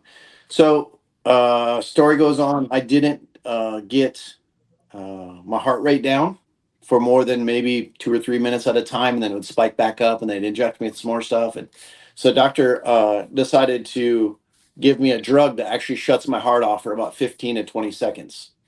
Yeah, when you told me that the other Again, day, I was all like, these wires, defibrillator, all these people, literally the whole ER is in front of me, and the medical staff there to do anything it takes to keep me around and keep me going. The monitor is right behind me, and it had, you know, your little heart rate going, do do do whatever, you know, and all your other stuff on it. And when they injected me in my IV with this stuff, literally the little line that goes on the screen just flatlined. And so, and then luckily they didn't have the volume on, but yeah, I had to turn around to look at it, and I was like, oh man. So the only way I can describe it is my whole body just kind of went blank. I could still move. I could feel everything. I could watch everything. I could understand everything. I could hear everything. I could talk. And about 15, 20 seconds later, it kicked off again. And the whole ER stood up and started clapping and got all excited and stuff. So my heart rate did go down. It only lasted for about 30 to 40 minutes. At that point, they gave me another drug through my IV bag, and that got my heart rate down. And it kept it down for almost 3 hours. And at the 3 hour mark, they were like, "You get to go home." And I was like, "Heck yeah," because I'm tired of being here. It was probably, God, I remember like 2, 3, 4 o'clock in the morning. My mom and dad are exhausted. They've been sitting there bobbing their head and weaving and stuff, you know. And I'm like, I don't want to see them. They're 70 years old. See them not getting sleep and not taking care of themselves. You know what I mean? So, and then just before the 3 hour mark, my heart rate took off again, and so that was alarming. And I'm getting goosebumps now when we talk about it again. We then got admitted to the hospital, where they kept on pumping me full of this fluid that gets keeping my heart rate down. But I was having spikes in the middle of the night, and I was having spikes during the day where my heart rate would just go crazy and then drop back down. And they couldn't figure out what the problem was. I went through so many tests and so many different things, doctor visits, all for that them stuff. to try to figure it out. Yeah. So when I mean, I hadn't even left the hospital at this point. I'm not in the ER anymore, but I'm in the hospital bed. And then they moved me around 2 or 3 times, and that lasted for about 3 or 4 days. I finally got my heart rate down under control, and then they sent me home. So that little short experience of 4 days changed my life. When my heart rate stopped, I didn't see a black screen or a light at the end of the tunnel or anything, but it definitely did stuff to my mind where I really questioned everything I was doing. I really questioned my relationship with a lot of people and kids and mom and dad and family and friends. And as you know, my best friend Courtney passed away, and I spent quite a bit of time with him in the hospital, and it made me really think about that. Um, and we've lost several friends since then. Uh, Tom McWeeny just passed, and he had a heart attack, and I wish that's what kind of made me do this video, because I really want to speak out on it. Because I have a lot of friends that are my age or even younger or older that are in the same lifestyle as what I've done, what you've done. You know what I mean? Uh, we we we for fun we go to shows, we sit in parking lots or a show, and we drink all day or all night or weekend or whatever. I mean, we get crazy, right? So that's what we did for fun, you know. And I just want to come on here and tell people that are doing that every day, and people that might think, hey, man, I'm kind of tired of drinking, or maybe I'm tired of hangovers, or, I've gained a shit ton of weight, or I'm feeling like crap. There's options for you. And again, when I was younger drinking and somebody quit drinking a little while ago, we talked about some of our friends. Um, I always thought to myself, well, good for you. That means there's more for me to drink, you know? and and now I totally look at that perspective on the opposite way, like, God, why didn't I listen to them? You know what I mean? Or at least slow down, you know? Uh, I was getting to the point where we were drinking a handle of Jameson or a handle of Tito's a day, splitting it with my partner Ashley, and we would just party, man. We'd go all day, all night, you know. So since then, obviously, I quit drinking, um, obviously for health reasons, but it has completely 100% changed my life. My relationship with my kids is 10 times better. My relationship with my mom and dad is 10 times better. With Ashley is 10 times better. With all my friends is 10 times better. My business alone is better. You know, when you deal with so many customers a day, there are days where it gets to you and it's tiring and what have you. When you don't drink, it's not that bad. You know what I mean? Because you drink, you have this high spikes, highs and lows, highs and lows, highs and lows. When you stop drinking, you have more of a mediocre. And where it took a little while to get used to it, and it took a little while and I worried about not being the life of the party, or um, not outdoing everybody else. You know what I mean? I guess that's the way I am, like I always want to be the funniest and the loudest and the stupidest and jokester, You still got the So best laugh, Jeff. You still got the best laugh. that won't change. That Right. won't change. That's for sure. But that's kind of my story and why I stopped drinking, and I guess what I wanted to do with you is just tell my story, and hopefully uh, my buddy John, or my friend Frank, or maybe even somebody I don't know, Emily or whatever, sees this and goes, yeah, okay, I'm tired of this same routine that we do every weekend. I mean, we got down to Taco Tuesday, Wing Wednesday, Thirsty Thursday, Fuck It Friday, and oh shit, it's Saturday. Might as well party Saturday. We can't go out without doing Sunday as well. So we would do that. I live in a small town with well, not I live in a small community in a big town called Kenyon Lake, and all we do here is party. We drive around our golf carts and drink. We drive on boats and drink, and not that I condone any of that stuff, but I was very lucky that I'm sitting here right today because I wasn't taking care of myself. So I kind of wanted to come on here and just tell everybody, like, go see the doctor, you know, go get a checkup, go do whatever you have to do to make yourself better. Oh yeah. This is And no joke. yeah, and I wanted to share now. This was just a quick list. This is not all encompassing, but I'll share this. A few names came to mind before Jeff and I started, before we started chatting, Jeff. And there's a couple names on here that some of you may know. Obviously, there's other names on here that are legendary guys. Tom McQueenie was someone that recently passed, but not all, everybody, some of these folks, we don't know exactly maybe why they passed and things like that. But I think something that would resonate with what Jeff's saying and what I wanted to mention is, we may not be medical experts and we're providing our views and opinions, but I can tell you this. If you look at things like assessing your diet or your drinking habits, like Jeff just shared that story with you, but nobody's going to argue with this. When you think of, Jeff as a car or a truck guy, we think of, you think of preventive maintenance on a car or a truck, you're going to go cross country.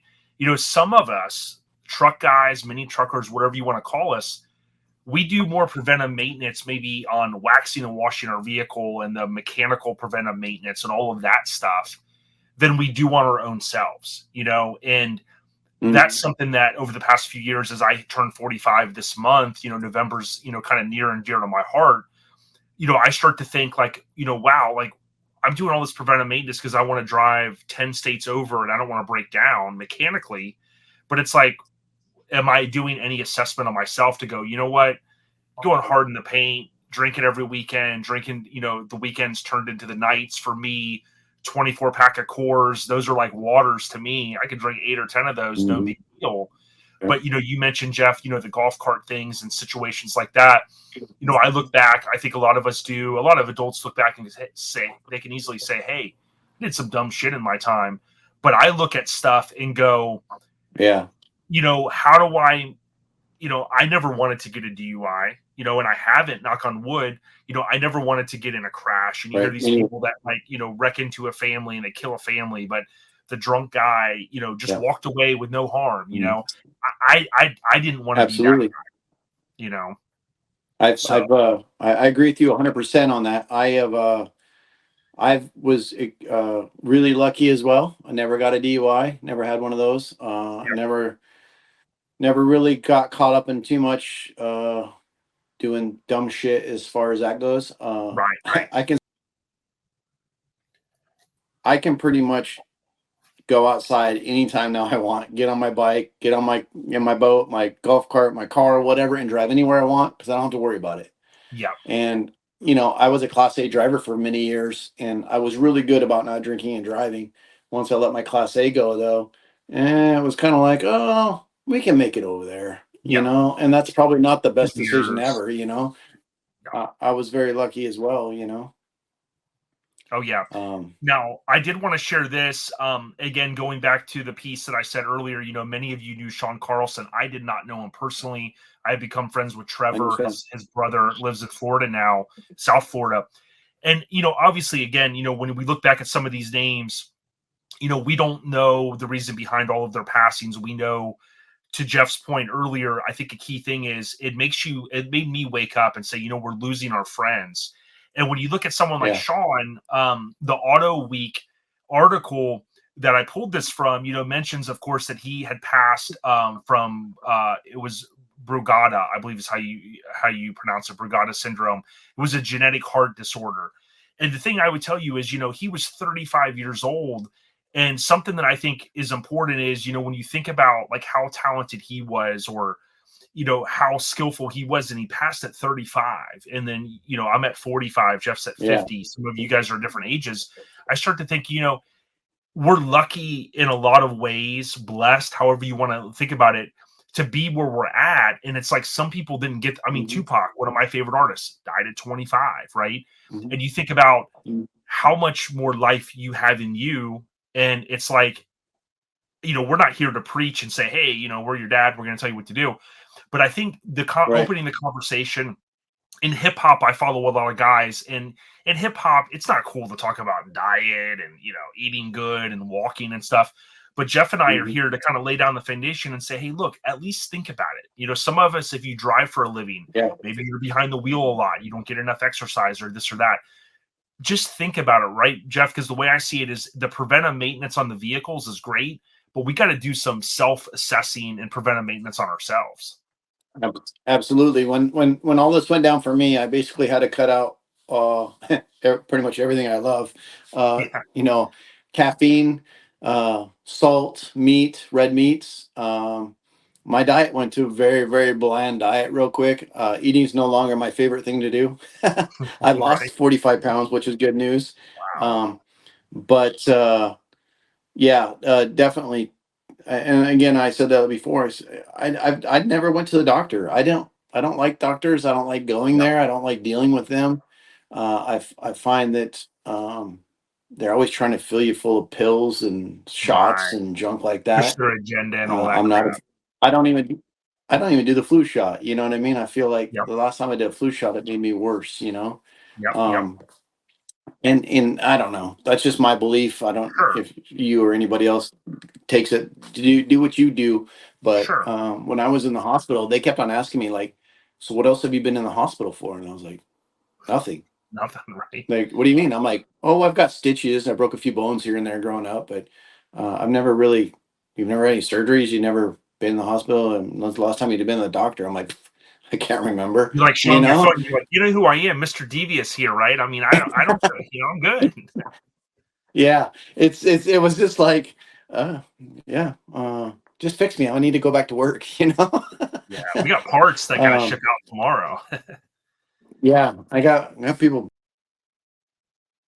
what's going on, but yeah, I definitely recommend just go get a physical or a checkup, you know? Yep. If you have something that you feel is not right with you, go get it checked out. Don't wait till the last minute like I did and you know, possibly not make it, you know? Yep. And something that I think should be said, in the past few years, on the West Coast, Bob Grant, kind of this sheet metal legend, Northern Cal guy, severed ties a long time.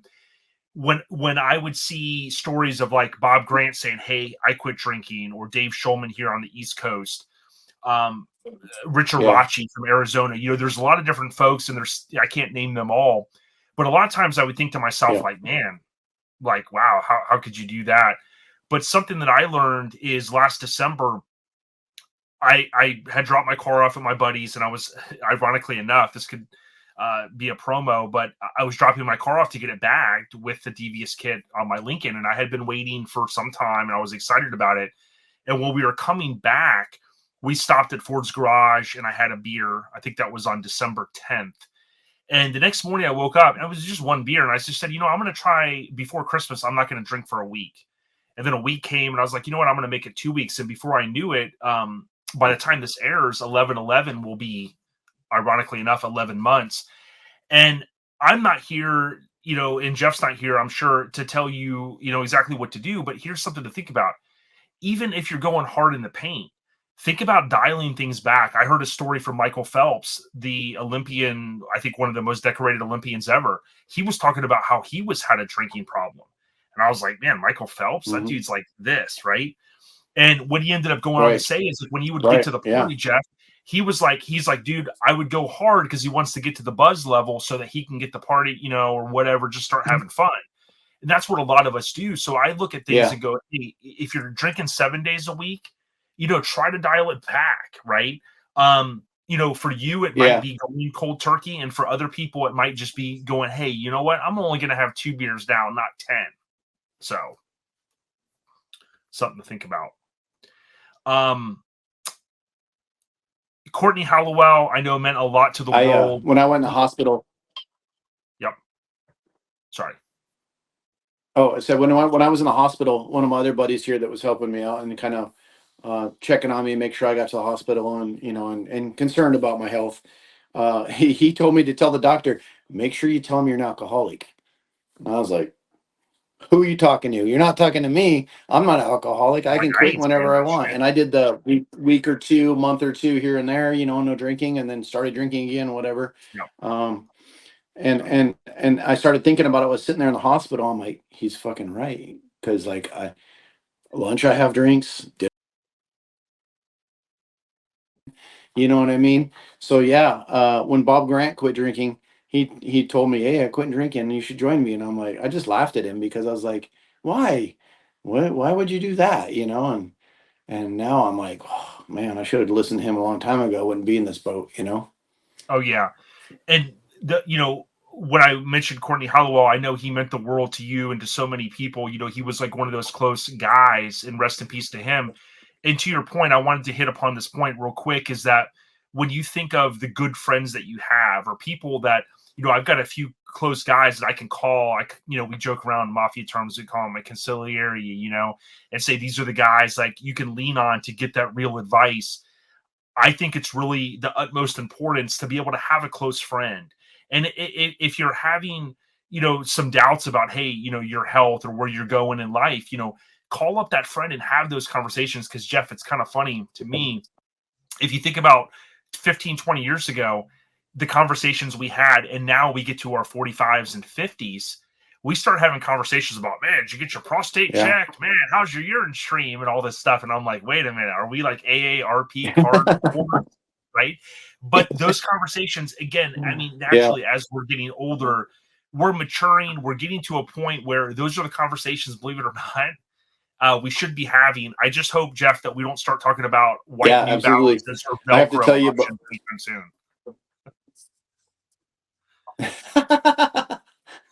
Yeah, I have to tell you about probably not even a month ago, me and 3 or 4 friends were out in the back deck of my house, and you've been here, so my back deck overlooks the lake, and we were literally sitting out there drinking liquid death, and we had a blood pressure machine, and we were all doing the blood pressure machine to see who's the lowest blood pressure in the whole group. That was like a Friday or Saturday night, I think.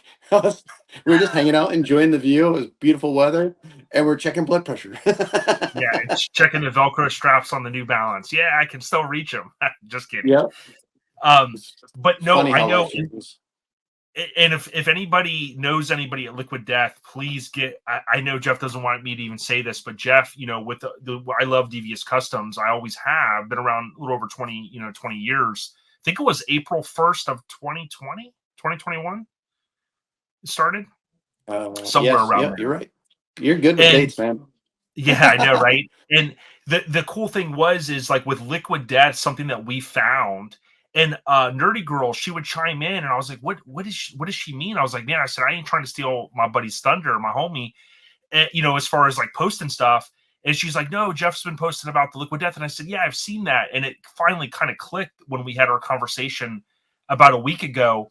And the cool thing about the Liquid Death is, although it's water, I can hang out at Mini Nats, and with the NC guys, they invited me up. I hung out with them one night in the cabin, and everybody's doing their own thing, but it's like, I got, whether I want to put it in a bag, like, pour out some for the homie, or I'm just walking around with the can, dude, it gives me the feeling of I'm still there, I'm still hanging out, but I've learned I don't have to be freaking, swallowing alcohol. Yeah. When we go out now, we still pack a cooler. We just pack a cooler full of water rather than beer or liquor. You know what I mean?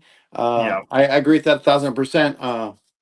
I guess my guys at work always like, man, when I first started drinking this, they're like, I thought you were walking around with the fucking tall can, partying it up during work at 8 o'clock in the morning or whatever. I was like, no, this water, dog, so it's very expensive water. And my friends give me a hard time about it. They call me a water snob or bougie, which is fine. I don't care because it tastes good. But to be honest with you, the lime flavor tastes like Tito's lime and water. So when I quit, it wasn't like I didn't change my taste to drink something else. It already had it in the can. So I kind of felt like, not that I was drinking, but I felt like I still had something that tasted similar. So it wasn't like stop. Yep. Exactly. And something I would point out as, we kind of wind down the conversation somewhat is, I remember when I first got in the mini truck scene, I was younger, and I wasn't a kid that, like, a lot of my friends partied, in high school. We went out to fields, and, we had the jacked up trucks here in Land O'Lakes, and we all hung out and stuff. But I was never an early drinker. And as I got into the mini truck scene, believe it or not, that's when I started drinking. I had a friend that, unfortunately, his name was on that list. He has since passed away. He was a part of Severed Florida. And, he was like, oh, man, try this, and I was like, oh, cool. Yeah, these taste good, and I started drinking because of the mini truck scene. And to your point, we go to these shows, you drive 15 hours, you hang out till 3, 4 in the morning. And I always kind of felt like what you said earlier, being the life of the party, man. I'm going to go out here until 3 a.m. We're going to go crazy. We're going to mess with the petitioners, and we're going to do all that. But I realized it's like, you know what? I'd rather hang out, get the food, chill out in the parking lot. I can still do it till whatever time. Yep. I get up the next morning and I remember when Rich Irachi stopped drinking, and, famous Crazy Rich, shout out to him. He's been on OLP. Rich said, hey, I get up on a Sunday now and I don't have this hangover until 12, 1 o'clock where I'm like dead to the world. Yeah. So, or I get up at 5, 6 o'clock every morning. And so without an alarm, I don't have to anymore. Like I just wake up and I feel good. I'm ready to go for the day. I'm recharged. Yeah, I do go to bed a lot earlier now. And occasionally we'll stay up late, what have you. Yeah, absolutely. I don't miss that part of it at all. Yep. The next day is amazing, Oh yeah. And I think, my kind of closing thought would be that, again, everybody's going to be a little bit different, right? Some people are going to go, hey, I still like drinking. I want to do what I want to do. I think the key thing is, my takeaway for me is just try to assess what you've got going on. Like I'm trying to do better in my life about, spending, so much money and debt diet, if you will. And some people are on a health diet. Some people are on an alcohol diet, or whatever you're on. But certainly to be able to kind of get a bird's eye view of yourself from the outside sometimes is the thing. And for me, it's sometimes leaning on a friend to go, hey, I think I kind of have a problem here. What do you think? Well, I'm glad you asked. Let me give you some of my feedback. And then it's listening to that feedback. And then it's honestly taking action, figuring out what you may decide you want to do. And, to Jeff's point, I tip my cap to you. A year ago, you made a decision. December, I made a decision. We didn't even know what we had going on in our own lives, but certainly I felt like it was right for me. And that's all I would kind of express to everybody. Try to at least assess what you got going on and do what's right for you. Absolutely. And the cool part about me, when I quit drinking, obviously I had underlying issues, but my girlfriend Ashley, she quit. Wow. My best friend quit drinking the same day I did. When that happened, he goes, "You're gonna quit drinking? I'm gonna quit drinking too." And to me, a huge support group like that, and I don't mind if people drink around me. It doesn't bother me. Same. I'll still go to birthday parties. I'll go to Vegas, whatever. I just don't choose to sit around in the bottom of a bottle all night. I would rather, like if we go to Vegas, I'd rather go do as much stuff as we can and go enjoy it and remember it, versus just sitting in a bar all night or sitting in front of a slot machine just pounding drinks. It just, times have changed. I guess I'm getting older, but for people out there that are listening or watching this, and you want to give it a try, I'm always there for a support group if you ever want to reach out, or if you just want to talk about the differences and changes, or anything that I've gone through. If you've got SVT or somebody has it, it's a pretty common out there. I guess it's about 50% of the population. So, and they do have a simple surgery to fix it. I'm going through the hoops to get that done. And it's a very outpatient laser. I'm sure it's something major still. It's still heart surgery, but they go in there and laser a couple spots out, and it makes electricity flow through your heart correctly. So mine basically doesn't, and we just want to get it right. I'm on medication right now, so I've been fine, and it's kind of tried and true because I've been on it for almost a year now. But I do want to get off medication and be able to live without it, because I'm not a big pill popper kind of person, or shots, or I just don't. I think the doctors nowadays almost don't want to cure you. Stuff. Yeah, they want to prescribe stuff. So I just don't like that. But I really want to give a shout out to everybody out there that has quit drinking, and that support me. And I definitely support them back, as well as you. As when you said you quit drinking, I was pretty proud of you as well. Appreciate that. It's kind of different when you start seeing your friends fall. You start losing friends, here or there, start going away, and it's like, if I would have spoke up about this, because I really didn't want to say anything about it. I didn't want anybody to know that I had heart trouble. I didn't want anybody to know why I quit drinking. Like, I just told them I quit drinking. But now the cat's out of the bag, and I'm being upfront and real because I feel like more people need to hear it, Yeah, and when we embraced it, I'm sure you've seen this with yourself with posting some different things. I got a buddy Sean from he's got a page all about Los Angeles, and he does a lot of pop culture stuff. And he's younger than I am. He's going to be out here next month in Florida.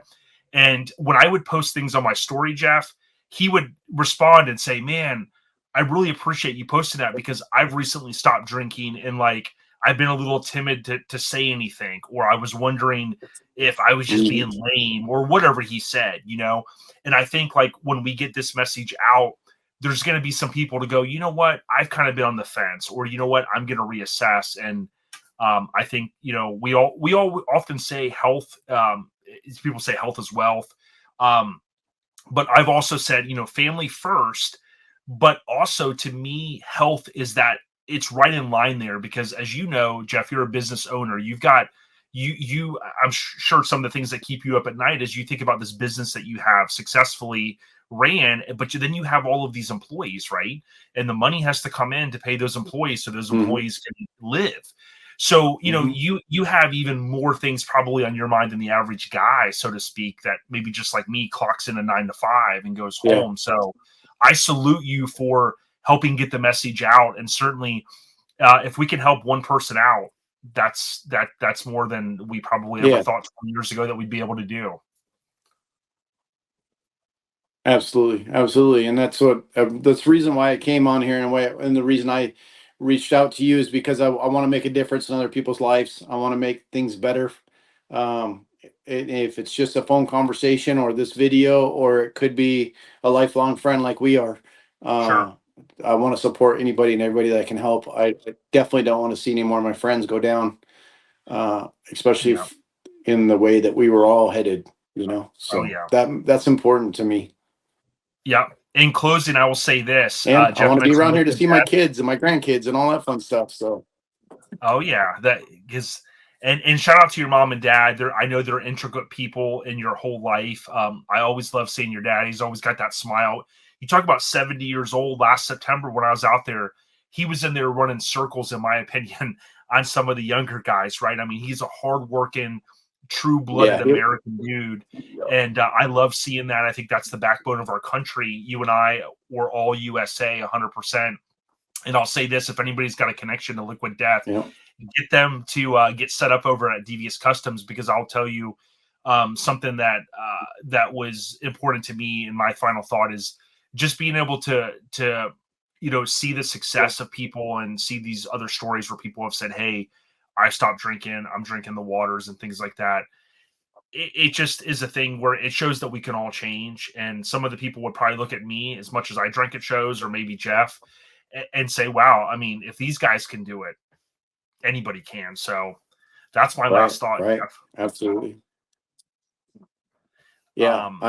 I'm on the same boat with that one. If somebody can look at me and go, and somebody that actually knows me can say, holy shit, Jeff quit drinking. There's hope for anybody, because I was a partier, man. I did it up big. Yeah. And I know I lost my train of thought there for a second. Here's the tie-in I was going to try with Liquid Death. Although Liquid Deaths might be more than your normal average water that you get out of the cooler, it's a lot cheaper than going to the bar on a Friday or Saturday night. I'm sure you've had bigger bills than I have, you know, with the friends and some of the guys, you know, the circles. Hey, I'll take the bill, no problem, you know, whatever. But you see some of those bills, and I know, like, even me as just a single dude going out on a Friday night could be $70, $80, $100 or more, obviously, depending on where we go. Liquid Death in the grand scheme of things is a lot cheaper than that. Absolutely. And that's exactly what I tell everybody too. They're like, oh my God, you spent $80 of water. And I'm like, yeah, you wouldn't say that. Or Tito's or something. You'd be like, oh my God, you're having a party tonight. And it's like, no, I just spent $100 on vodka, you know? Yeah. It's kind of funny how people look at stuff, but and I'll bring up I definitely want to lead more people down the water path. Right. And in closing, I'm going to bring up the L word as a Lincoln fanatic, as AKA the Lincoln addict. We have, you know, this Lincolns are prone to breakdown. So I need to save all the money from alcohol so I can actually keep the car on the road. Yeah, absolutely. Absolutely. Much love. Well, I appreciate you, Jason. Yeah, appreciate you as a friend. I would say much love to Jeff. At Devious Customs, of course, deviouscustoms.com. But don't forget, they're also on YouTube, and they're going to continue bringing more content to you guys in 2024. You may find this on Jeff's channel, on his social media, as well as OLP. However you find it, hopefully it resonates well with you. If you think that it could help one friend or family member or anyone, just share it. It's free, right, Jeff? Absolutely. And Doesn't hurt you. And remember, we are not lawyers, okay? Take our feedback today with a grain of salt, but nobody's going to argue with being preventive on yourself. It's ODB and Mr. Devious, right? What do you got to say, Jeff? Yes, sir. I love it. Appreciate you, brother. Thanks, brother. Yep. Hey, always on the rise, my soon. friend. We'll see you soon. And if you like this message, Absolutely. Please leave a comment, or if you have a successful message to share with us, comment it below wherever you're finding this content. We appreciate you guys. Absolutely. Stay on the rise. Absolutely. Thank you. Yo, episode 344. It's a wrap. Thanks for everyone that stuck with us all the way to the end. Didn't anticipate this episode being as long as it was, but I can't thank Jeff Davy enough for reaching out and really telling a very personal story here on OLP. Maybe you can take some things from it, maybe some things you're working on in your life. I know I'm working on some things in mine, and maybe it'll be motivation for you. But if nothing else, you got to tip your cap to someone like Jeff for sharing this story publicly and trying to maybe bring some light to some change that he's making in his life. I want to thank our title sponsor, Scraping the Coast.